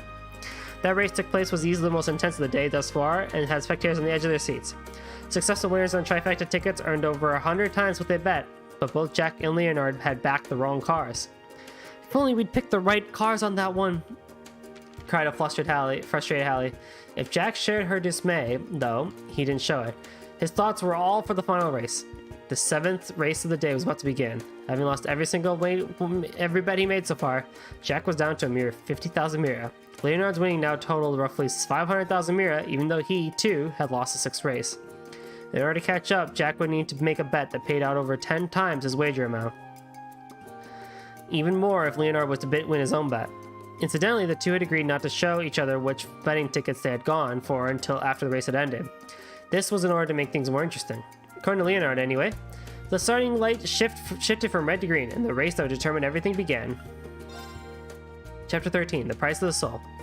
It quickly became apparent that this final battle was going to be more intense and unpredictable than the 6th race had been. First, Car 4, which had been their favorite to win, had to withdraw partway due to mechanical trouble. The second and third most popular cars, 3 and 6 respectively, had their own share of problems, and while they were able to continue their race, their performance was far from their full capabilities. Thanks to these technical difficulties, there was essentially only 9 of the original 12 cars still in the race. Of those 9, Car 1 had the highest odds of winning, but Car 5 stubbornly refused to allow it to overtake, and Car 1 was unable to get into the lead. The cars at the front of the race were 7, 2, and 12. While they originally held that order, they were constantly jockeying for that position. Furthermore, Car 12 was driven by none other than Carlos, the legendary loser. That, in and of itself, generated a lot of excitement, as it had been quite some time since he had been anywhere near this close to winning a major race. As the heated race neared the end, the final corner that would determine everything approached. Just as they began to bend, a gap opened up between cars 7 and 2. Whether it was nerves or a lapse in concentration, the drivers of those two cars left space wide enough for Carlos to sneak through, and he seized his chance. With a deft hand at the wheel, Car 12 shot through and took the lead. The race ended. Car 12 was victorious, while Car 7 held on to 2nd place, and Car 2 came in 3rd. Leonard watched all this unfold with a sour look. "Did you lose?" asked Hallie. Her hopes, however, were quickly dashed. He shook his head and laughed. No, I just wasn't expecting old Legend to snag 1st place like that. I did believe he had the goods to get into the top 3, though." His smile widened. "You see, I bet on a trifecta box with cars 2, 7, and 12. The payout's 120 times what I staked." Jack and Hallie were stunned speechless. To make matters worse, Leonard had bet 400,000 mira, meaning that he received 48 million from his ticket. He washed their faces with undisguised smugness. Looks like you two realize now that you never stood a chance in Gehenna of beating me. Nike giggled at his shoulder. Sure seems that way. The pair oozed confidence. Sure they had won. Hallie's face fell, then struck her tongue out at them. Nah, we just wanted you to think that. Jack grinned at the puzzled look on Leonard's face. What the lady said. We were just pretending to be surprised. Then, you didn't. Leonard continued to work out what they were trying to imply, but Nike quickly understood. Her painted lips compressed into a flat line. I put my money on a trifecta, Jack clarified. 12, 7, and 2. Get it now? That's 1,100 times what I bet. This time, it was Leonard and Nike who were stunned in silence. Tickets that paid out over 100 times the bet were rare enough even at this racetrack, but tickets that paid out over 1,000 times the bet were almost unheard of. As a result of this bet, Jack had won 55 million mira and a total pot that was significantly higher than Leonard's 48,100,000 winnings. What? How did you... It was Jack's turn to then laugh at the furious expressions on Leonard's face. You do realize that asking me is basically admitting wrongdoing on your part, right? He said. But, if you really want to know, I'll tell you. It's simple. I bribed Carlos. You did what? I got a friend of mine to get a ticket just like this one. The money for it was 100,000 mira he'd gathered on the spot in my name. Multiply that by 1,100 and you'd get 110,000. I told Carlos he could have the lot. What? But I've been sending him... Why would he throw all of it away for a one-off sum like that? However big? Jack made a sound. You might be able to buy people's hearts with money for a while, Leonard. But there's no amount of mira that'll let you buy their souls. The fact that Carlos accepted my offer is pretty solid proof of that. I'm guessing he wanted out a long time ago. What do you know? Leonard gestured angrily, but then grudgingly added, I'm pretty impressed, though. Admittedly, he wasn't alone, but it takes some skill to manipulate the outcome of races right from the start. From right at the old back. Old Legend hasn't lost his touch, that's for sure. It was at this point that Hallie spoke up. But if you'd arranged the outcome from the start, why'd you go for the box instead of just a trifecta? And why not go all in and bet your last 100,000 mira too? Leonard looked away. Well, just to be on the safe side. Jack's suspicions had proved right. Leonard knew as well as anyone that it was impossible to completely remove all unpredictable elements from a bet. As such, his way to excise as many as humanly possible, and then take the surest and safest path to victory. He hadn't changed at all. Huh, makes sense, Hallie said. Too bad it cost you the victory, though. If you'd gone all in, you would have won too. Leonard's head snapped back around. What? He quickly did the sums in his head and realized the truth. If he had bet his entire 500,000 mira, he would have won 60 million mira, comfortably beating Jack's 55 million. It's a mistake, Jack blurted out. A mix-up. The subordinate asked to buy a ticket must have bet the wrong amount. I didn't lose. I couldn't possibly lose. Save it, Leonard, Nike interjected coolly. You messed with the most popular car in the race, didn't you? You did an excellent job of hiding the evidence, but no amount of hiding is going to be enough when someone already knew what you're going to do and can watch out for you. She pointed a perfect lacquered nail at him. You've been getting away with those things for a long time, but not anymore. They all stared at her. What are you talking about? Leonard sputtered. What are you suggesting? It's probably faster to just show you, she said. Come on in. At Nike's signal, a number of men in black suits entered the VIP room. They weren't Leonard's men, though. Instead, they surrounded him and his underlings. This is the end of the line for you, Leonard. We've already taken the rest of your men into custody. Leonard wasn't the only one baffled by what was happening. Nike, what are you? Began a puzzled Jack. With a laugh, Nike took a pair of glasses from her pocket, placed them on her nose, and addressed him directly. I should probably introduce myself, shouldn't I? Being an actress isn't my primary occupation. I'm actually a member of the Rocksmith Agency, an intelligence group which answers directly to the president. Jack and Hallie could only gape at her in shock. The finale. Aftermath. Leonard was led away without a struggle by Nike's elite subordinates. He stood accused of fixing all 7 of the races that took place that day, as well as hindering many of the teams who took part in them and damaging their property, along with a host of other crimes. Either way, it seemed as though he would have had a lot to answer for. Unfortunately, it seemed that Carlos, the winner of the 7th race, was also to be tried as a co-conspirator for having gone along with Leonard's plans. A week later, everything was back to normal in the bar where Jack and Hallie spent much of their time in the Eastern Quarter. Everything except for the fact that Jack was actually reading a newspaper anyway. He was looking at an article about Leonard's arrest. Hallie, meanwhile, was pretending to be a bartender, or rather practicing being one. Oh yeah, she said all of a sudden. Hey Jack, what happened to the 55 million mirror you won anyway? He shook his head sadly. Gone like a bad bet, she's sad to say. Nike took it. It was regarded as mirror obtained through illegal means or some such. Aw, too bad. Huh, you're telling me. The 110 million mirror he had had a friend win, meanwhile, hadn't been confiscated. But Jack already made up his mind that it would go to Carlos one day. It was his after all.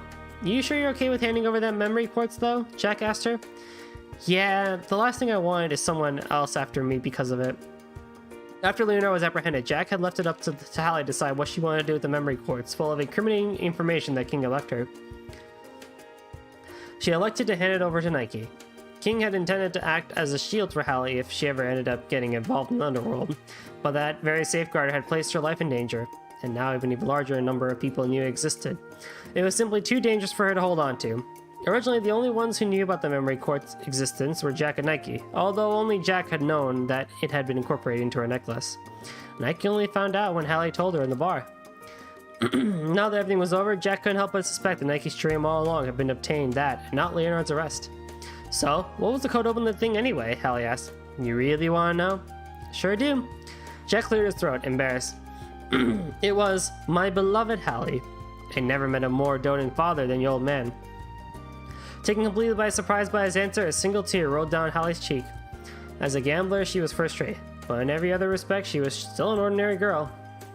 She wiped the tear away and then spoke again, her tone carrying no trace of sadness. She must feel. Hey Jack, I've got a favor I'd like to ask you. Just as she spoke, however, the door opened again and let out its usual piercing shriek. Through it came Nike, wearing the glasses she had been when they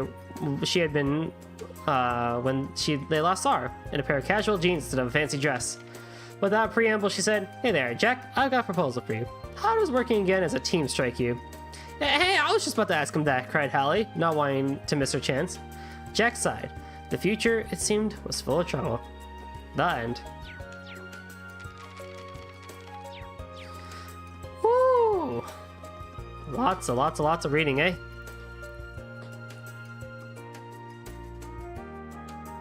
Gotta love Game Boy Jack. It's a fun story.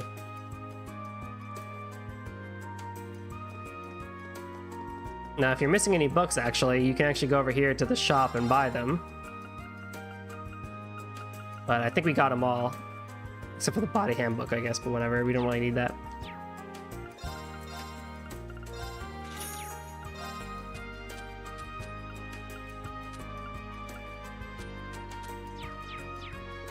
Okay. We have some time for some side quests.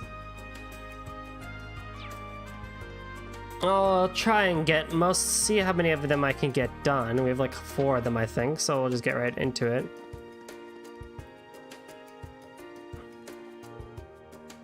I'll probably take a slight break from reading character dialogues for the... Well, maybe not, actually. I don't know. Howdy, Reen. You know, sometimes you feel bad just about how much your shopkeepers ask of you. Sorry about that.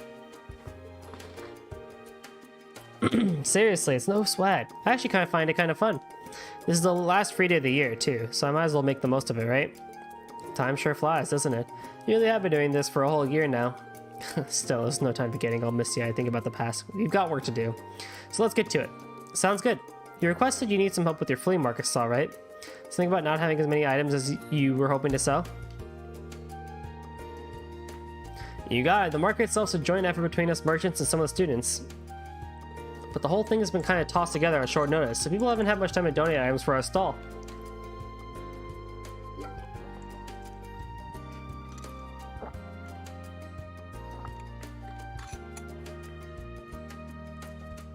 That's a shame. After all the work that's gone into it, I'm sure everyone wants the flea market to be a big hit. But you can't stay open very long if your stall doesn't have much to sell. Hit the nail right on the head there, Reem. So, what I want you to do is go around and see if you can find anything for us. Think you'd help us out one last time? How could I say no to that? But how many more items are we talking about here? 1 more would be appreciated, but 2 would be ideal. More than that, you'd be my favorite person in Trista. It might not be easy to find anything, though. I mean, as brief as the window was, we did already ask people to donate. I guess most of the people who just had stuff on hand to give us already had done so. I get you. So let's sniff out items that got ignored for whatever reason, probably. I don't even know where to start. I'll see what I can do, though. Thanks, I'm counting on you.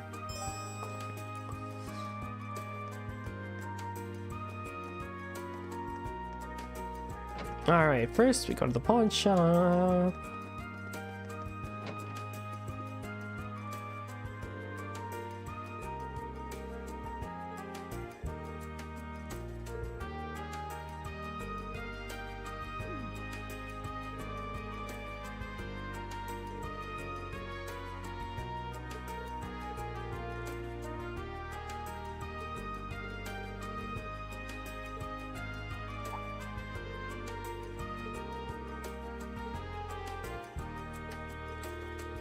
Can I run a pawn shop?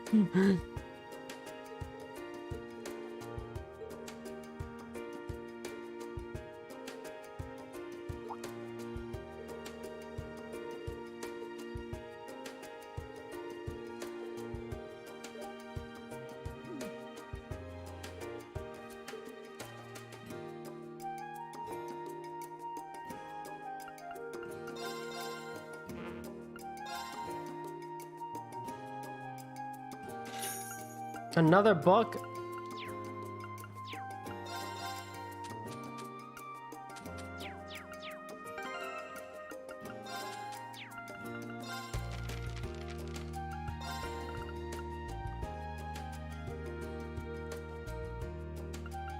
I'll read that later. If not next stream. I'm done saying that this is the final stream of Trails of Cold Steel 2. It's not happening. This game is going to keep me interested in it as long as it wants. I have no choice. Well, I must... Wrong room.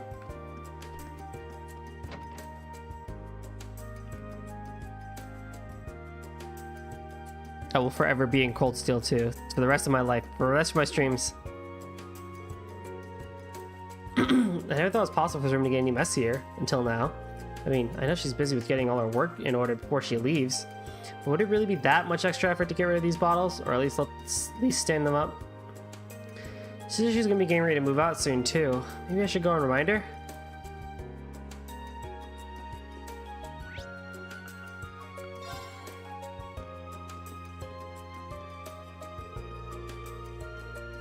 Finally built up the courage to ask me to treat you to a drink, because you know I'd be happy to. When I tell you I'm too young to drink, do you just hear a bunch of static, or is there some other problem? I'm here to tell you that you might want to start getting your room in order. You're going to regret it if you leave it till the last minute and end up panicking over getting everything done. Well, you know...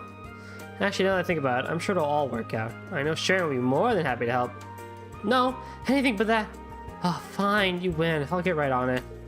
But you're going to be helping me. This is all your idea. Well, I suppose I got something to kill anyway, so sure.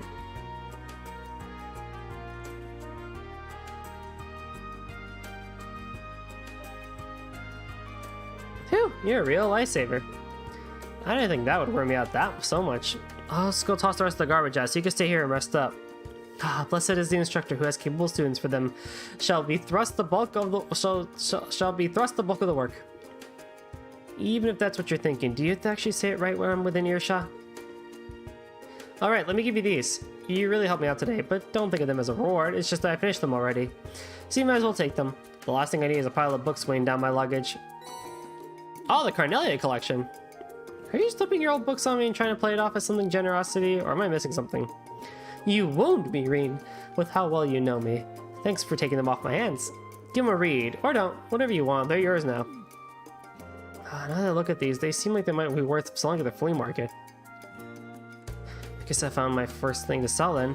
I could just take these over now, but I'm betting I could turn up more things in need of cheap selling than this.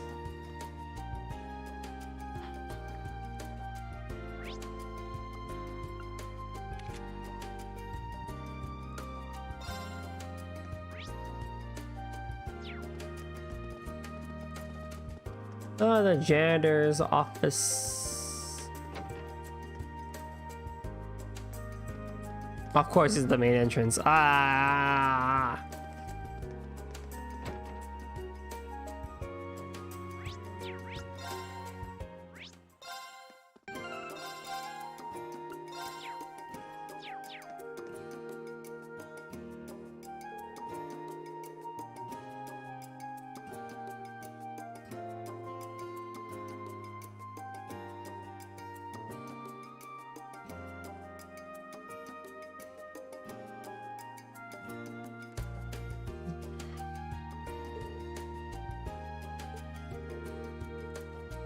Oh, you're looking for items to mark for the market art too, are you?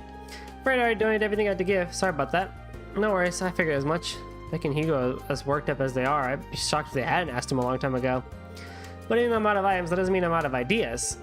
There's some student who asked me to collect something they didn't each stole a while ago. They told me it was pretty hefty though, so I haven't gone and done it yet. But who knows? Maybe that's something that gets out the flea market.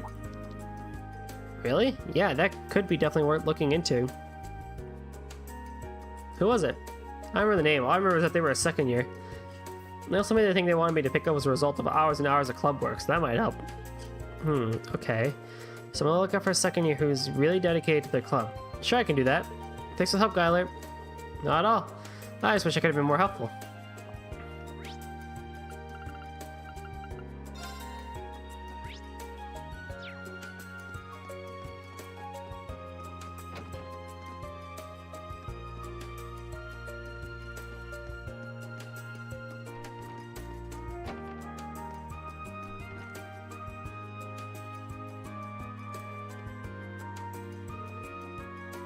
What are you doing, Warzone? There are club meetings, not today.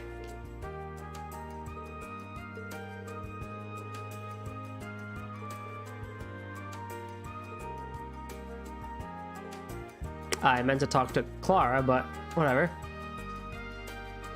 Can I help you with something, Green? Oh, it's nothing major. Kyler said there's a second-year student trying to dispose of an unwanted item. Yeah, should I ask Clara? Unwanted items? Yeah, sure. You're the one the janitor meant? But he said it was this big, heavy thing resulting from many hours of club work. Wait, is it? That's right, what I've been working on this year. It's way too big and heavy to take back with me. Go ahead and do whatever you want with it. But you spent ages working on it. I'm surprised too. You've always taken such great care with your work. Please, art's value is decided the moment it's finished.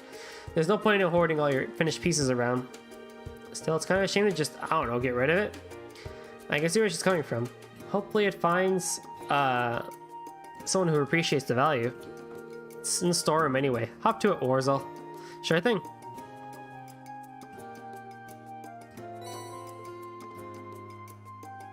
Thank you very much for your contribution. Oh, Kenneth. If you're done, let me get on with my work. I'm trying to concentrate. Sorry about that. And this too. That should be plenty. I can always try and find more though. The more stuff I can find, the better. Then we go to the academy field.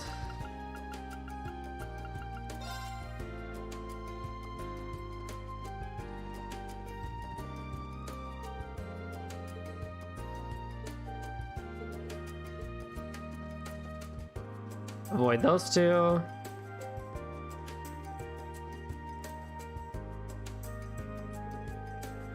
Your coat's looking as marvelous as ever today, Whitcomb.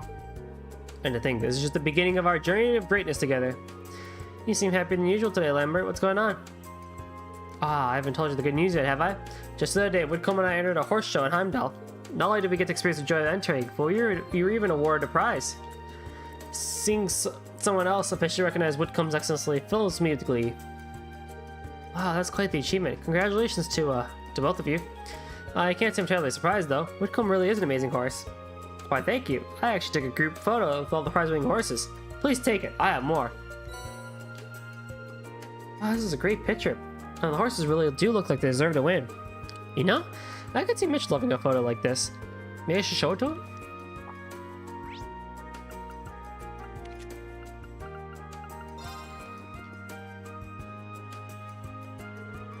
What do you want? I got a photo for you, dude.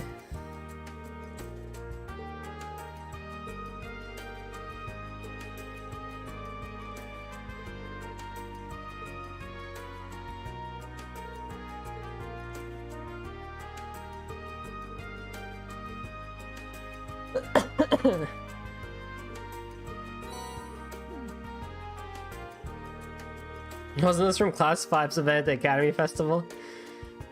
They brought it here, now it's in my way. So if you want to get rid of it for me, that'd be great. Just don't bring it back. It's yours now. Then why did you just give it to me when I first asked you? Well, who cares? I did what I set out to do. That's the third item. I think I found more than enough stuff now. Let's go all the stuff to Brandon and see what he has to say.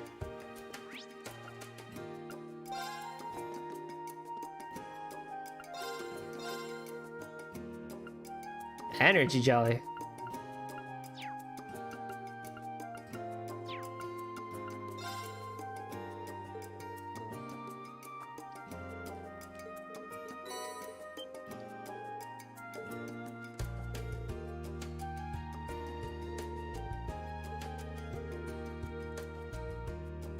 All I did was walk around talking to people, and I'm an expert by that at this point.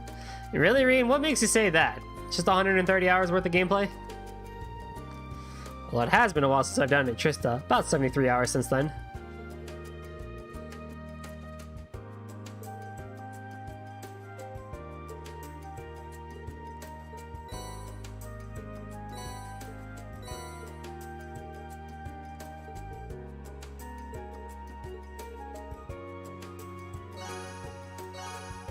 Yeah, boy.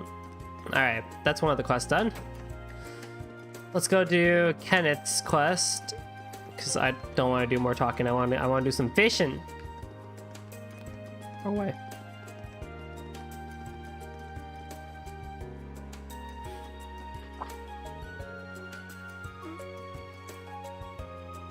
Hey, Kenneth, and Annabelle too. It's good to see you again, Reen. So you saw a request? I saw it, yeah. I wasn't quite sure what was requesting, though. Mind clearing things up for me? I guess it makes sense that you've been away for Trista for so long. Where do I start? I'm sorry, this really is all my fault. Oh, come on, you know that's not true. My brother's just being a pain. Yep, still lost. Well, you know that Annabelle's supposed to marry my brother, right? Our parents set that one up. Now she's been getting harassed by her family about when she's going to tie the knot. You can imagine that's not a whole lot of fun for her.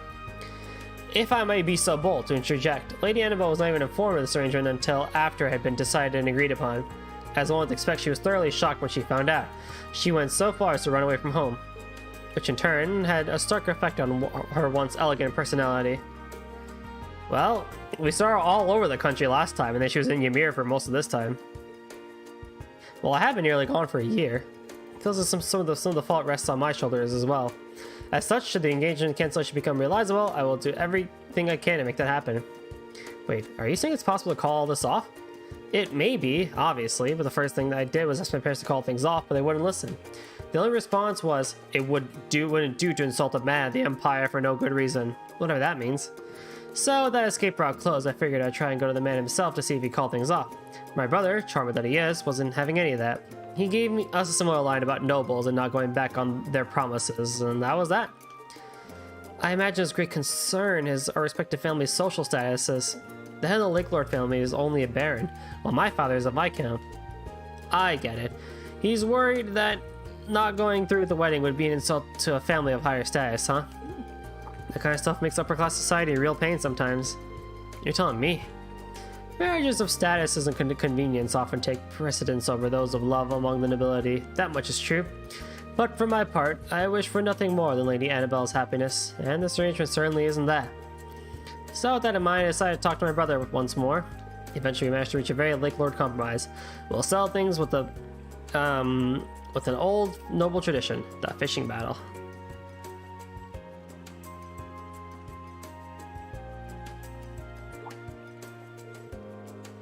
Ah, now I get it. Fishing battles are split into two parts, right? Obviously the main events between the two actual challengers, or captains in this case. Before that, the chosen vice captains face off, so that means it took you a while to get there, but you got it. As a team captain, I'd like you to fish as my vice captain. I'd ask Annabelle to compete, but that seems kind of wrong? I don't know. Yeah, I figured as much. You guys have both done a lot for me, so I'd be happy to help, but do you really think I'm up for this? I mean, Annabelle's future's on the line. I fished with you enough to quake in my boots when I hear the name Lake Lord. Sure, I caught Ymir's guardian, but I've been out of the fishing game for a while now. I'm feeling pretty rusty. Haha, hey, I'm the last person you need to be humble around. I'm sure my brother's vice captain's gonna be a good fisherman, but I'm sure he won't have anything on you. I'm not gonna pressure you into doing it or anything, though, so if you want to pass, just pass. Still, what do you say? Fishing! Don't worry, Reen. I'll button mash my way to fishing victory.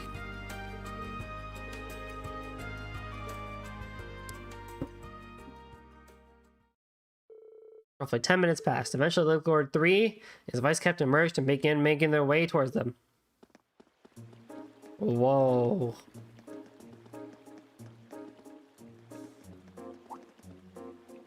Well, look who it is. It's been a while. You haven't changed a bit. Still as lively as your bait, I see. How splendificent it is to meet you and to speak with you again, Kenneth. Good to see you in high spirits, Narcisse. What do you say we dive right in? No sense in lollygagging. Spot will do, I suppose. Fish of Trista, rejoice, for I have returned to grace your waters with my line once more. So that's the heir of the Lake Lord family. He definitely seems a lot more noble than you do, no offense. But how's he already familiar with the fishing spots around here? Well, he is a Thor's grad. Oh, right. I guess if you love fishing as much as you do, then you probably know the city from front to back.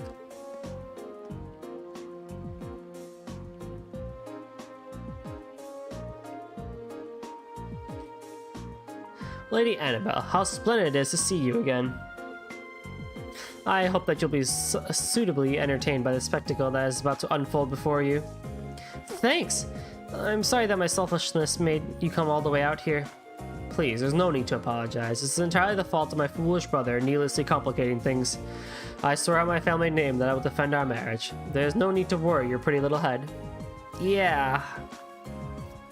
So I surmise that you are Kenneth's vice captain.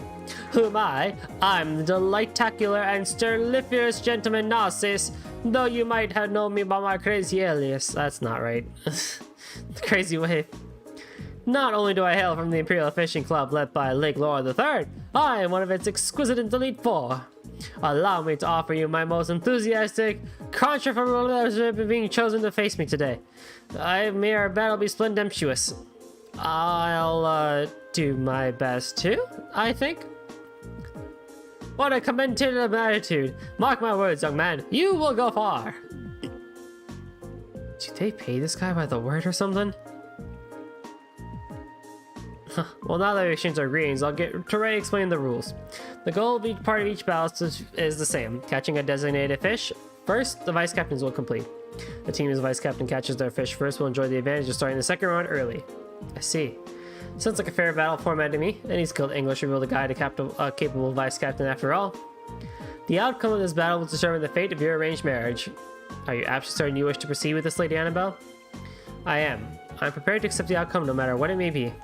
If you're sure, in that case, we're gonna fish like we've never fished before, and make sure you're happy. Oh, by the way, what fish will we be catching? Our vice captains will be attempting to catch a noble carp. I assume you're being rhetorical when you'd ask me what we'd be catching. The giant swordtail is the only acceptable choice here. Going after the big guy, huh? You told me the one I caught last year, do you? I've heard the rumors myself. A huge 250 reg swordtail who survived decades of battles. If we caught him, we'd be able to stuff our faces for 2 whole weeks and still have some left over. Lady Annabelle, please. If you wouldn't mind acting a little more lady of the nobility, it would be very much appreciated at this delicate time. Now that's the Annabelle I know. Well, like you said, you're gonna be catching a noble carp. You can use all the ground bait you like, but I don't know how much you have on you, so here, take some of mine. Thanks, these will come in really handy. You can leave the area before you catch your fish, but we'll be in trouble if they catch theirs first, so don't wander off. Nah, no sightseeing tours for me. I guess I should get started. Good luck, Green. I'll be quietly and respectfully cheering you on. I see you've completed your preparations. No, okay. Vice captains, assume your positions. And begin. Can't be like that hard, right? I have like 10 ground bait. I just gotta get the fish.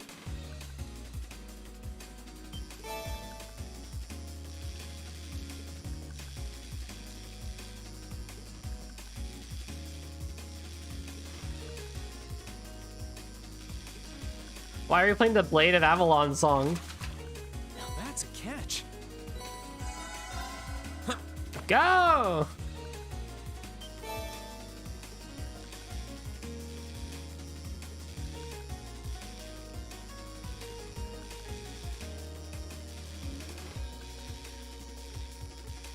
I hate this fish. I hate this fish with all my passion. I hate this fish with so much of a passion. Oh my god. This is why I'm gonna get carpal tunnel. Ah! Bliss! Fish, you fool! Whoa, this is a big one. I got it. Second try, y'all. I did it. I caught one. Preposterable. Someone finally conquered the crazy wave. The winner of the vice captain is Master Reen. Most impressive. You chose your second well, it seems. Well, Thor's has some pretty big fish nowadays, so I figured I'd show a little more school spirit, you know? Did you now? I presume you meant to imply that your angling abilities now surpass my own? We'll find out soon enough, shall we? That we shall. Whew, nice to know I didn't let our side down at least. Not a chance of fishing like that. You made it look like shooting fish in a barrel.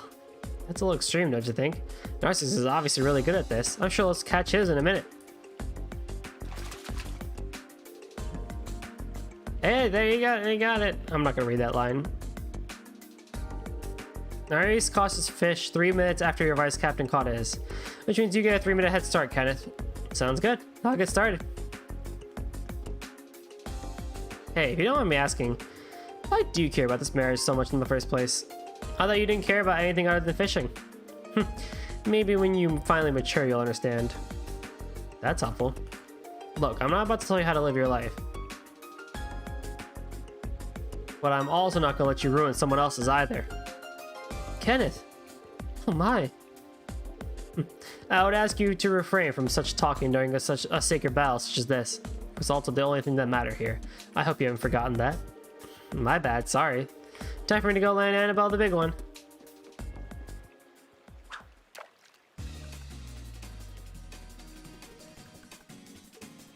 My lady? Something wrong? Not really. It's just that he never seemed to have a care in the world, and yet all this time he was thinking about me. Meanwhile, I was only ever thinking about myself. I haven't been showing him the respect he deserves. To him, this battle is a serious affair, and he's fighting for everything he has. But me? To me, it was just some tedious ordeal that I wanted to have behind me as soon as I could. I'm so ashamed. That's nonsense, my lady. I understand how you feel, but save your apologies for later. Right now, he's fighting for he's over there fighting for what he believes in. Fighting for you. You're right. I will leave everything to you, Kenneth. I can believe in you, right? Your 3 minutes are up. It's time for me to finish this, Kenneth. Let's do it, Kenneth!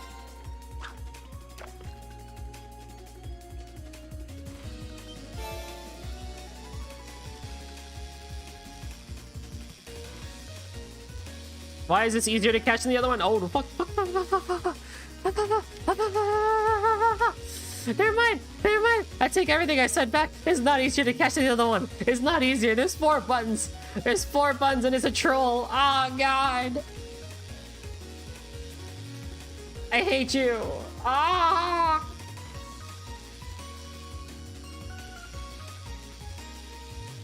Hiya. Where's your voice?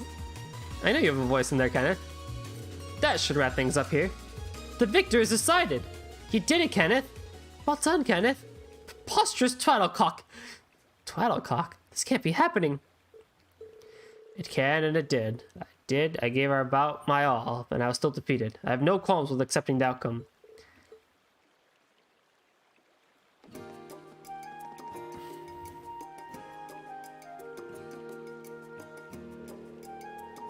Can I apologize for betraying your trust, Lady Annabelle? However, I believe I have no other choice. I have to request that our engagement be called off. Oh? Are you sure? You seemed dead set on going with it before. Deals such as these put the very honor and nobility on the line. The result has been determined, and now I must follow it. Besides, I believe there's a man more worthy of your hand than me. Narcissus, we're leaving. Very well, then we shall make our eggs sure. I bid you all a good day. Wait. I just want to say I had fun fishing with you again today. But are you sure you're okay with this? Why would I not be? I gave it my all. I leave satisfied. And you say I haven't changed. But what's the plan now? I'm guessing Dad's not going to be too happy about all this. I intend to return to Crossbow and continue my training there. There is a lady there awaiting my return, after all. Is there now? Wonder if it's who I think it is. Well, give my regards to Kaguya, will you? On a related note, you would do well to pay more attention to the world around you. If you don't do something about that personality of yours, Annabelle will... No, I suppose it's not my place to say. Regardless, stay diligent in your training. The matter of the wedding may be settled, but our own personal battle rages on. Sure, I'm not gonna finish at any time. You really are a sly one.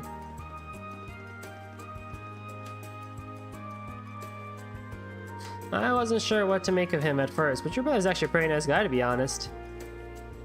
Of course, he's my brother after all. Yeah, he's a little stubborn sometimes, but deep down he's got a heart as big as the ocean. I almost found myself forgetting that the marriage was not meant to be. He seemed like a rather worthy partner. Yeah, I don't think that's for us to decide, but at least she gets to know. Yeah, good news, right, Annabelle? Well, I mean, Kenneth is very charming, but I mean... Annabelle? Yes, what is it? I just want to seem excited that we can go back to spending our days fishing together. Oh, yes, I am as well. My lady, forgive me for assuming, but have you set your eyes on Absolutely not! Well, one ordeal's over. Well, it looks like I led straight into another one.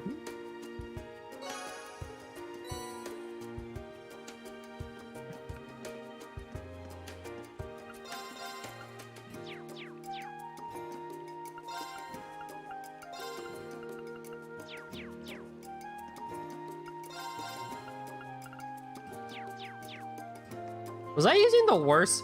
Was I using the worst rod? Like, was I actually not using a good rod? What the hell's going on here?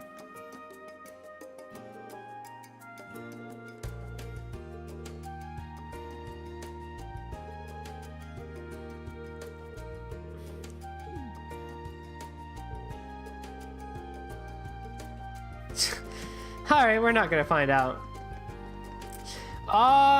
I think I'm gonna end it here. I did a way too much reading that I didn't think would take that much of a toll on my voice, but I think we're gonna end it here. So realistically speaking, I guess,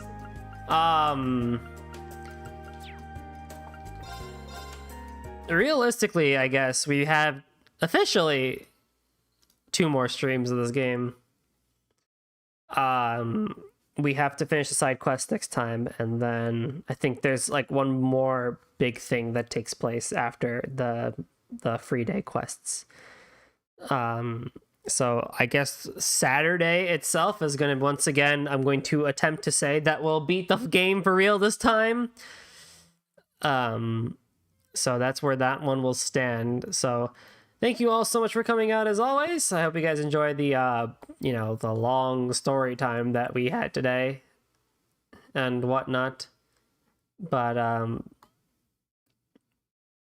yeah, we're almost there. We're almost there. Trails of Cold Steel is just going to do whatever it can to keep us in. But as always, I will catch you guys back here next time for more Trails of Cold Steel 2. Thank you always, and have a wonderful night.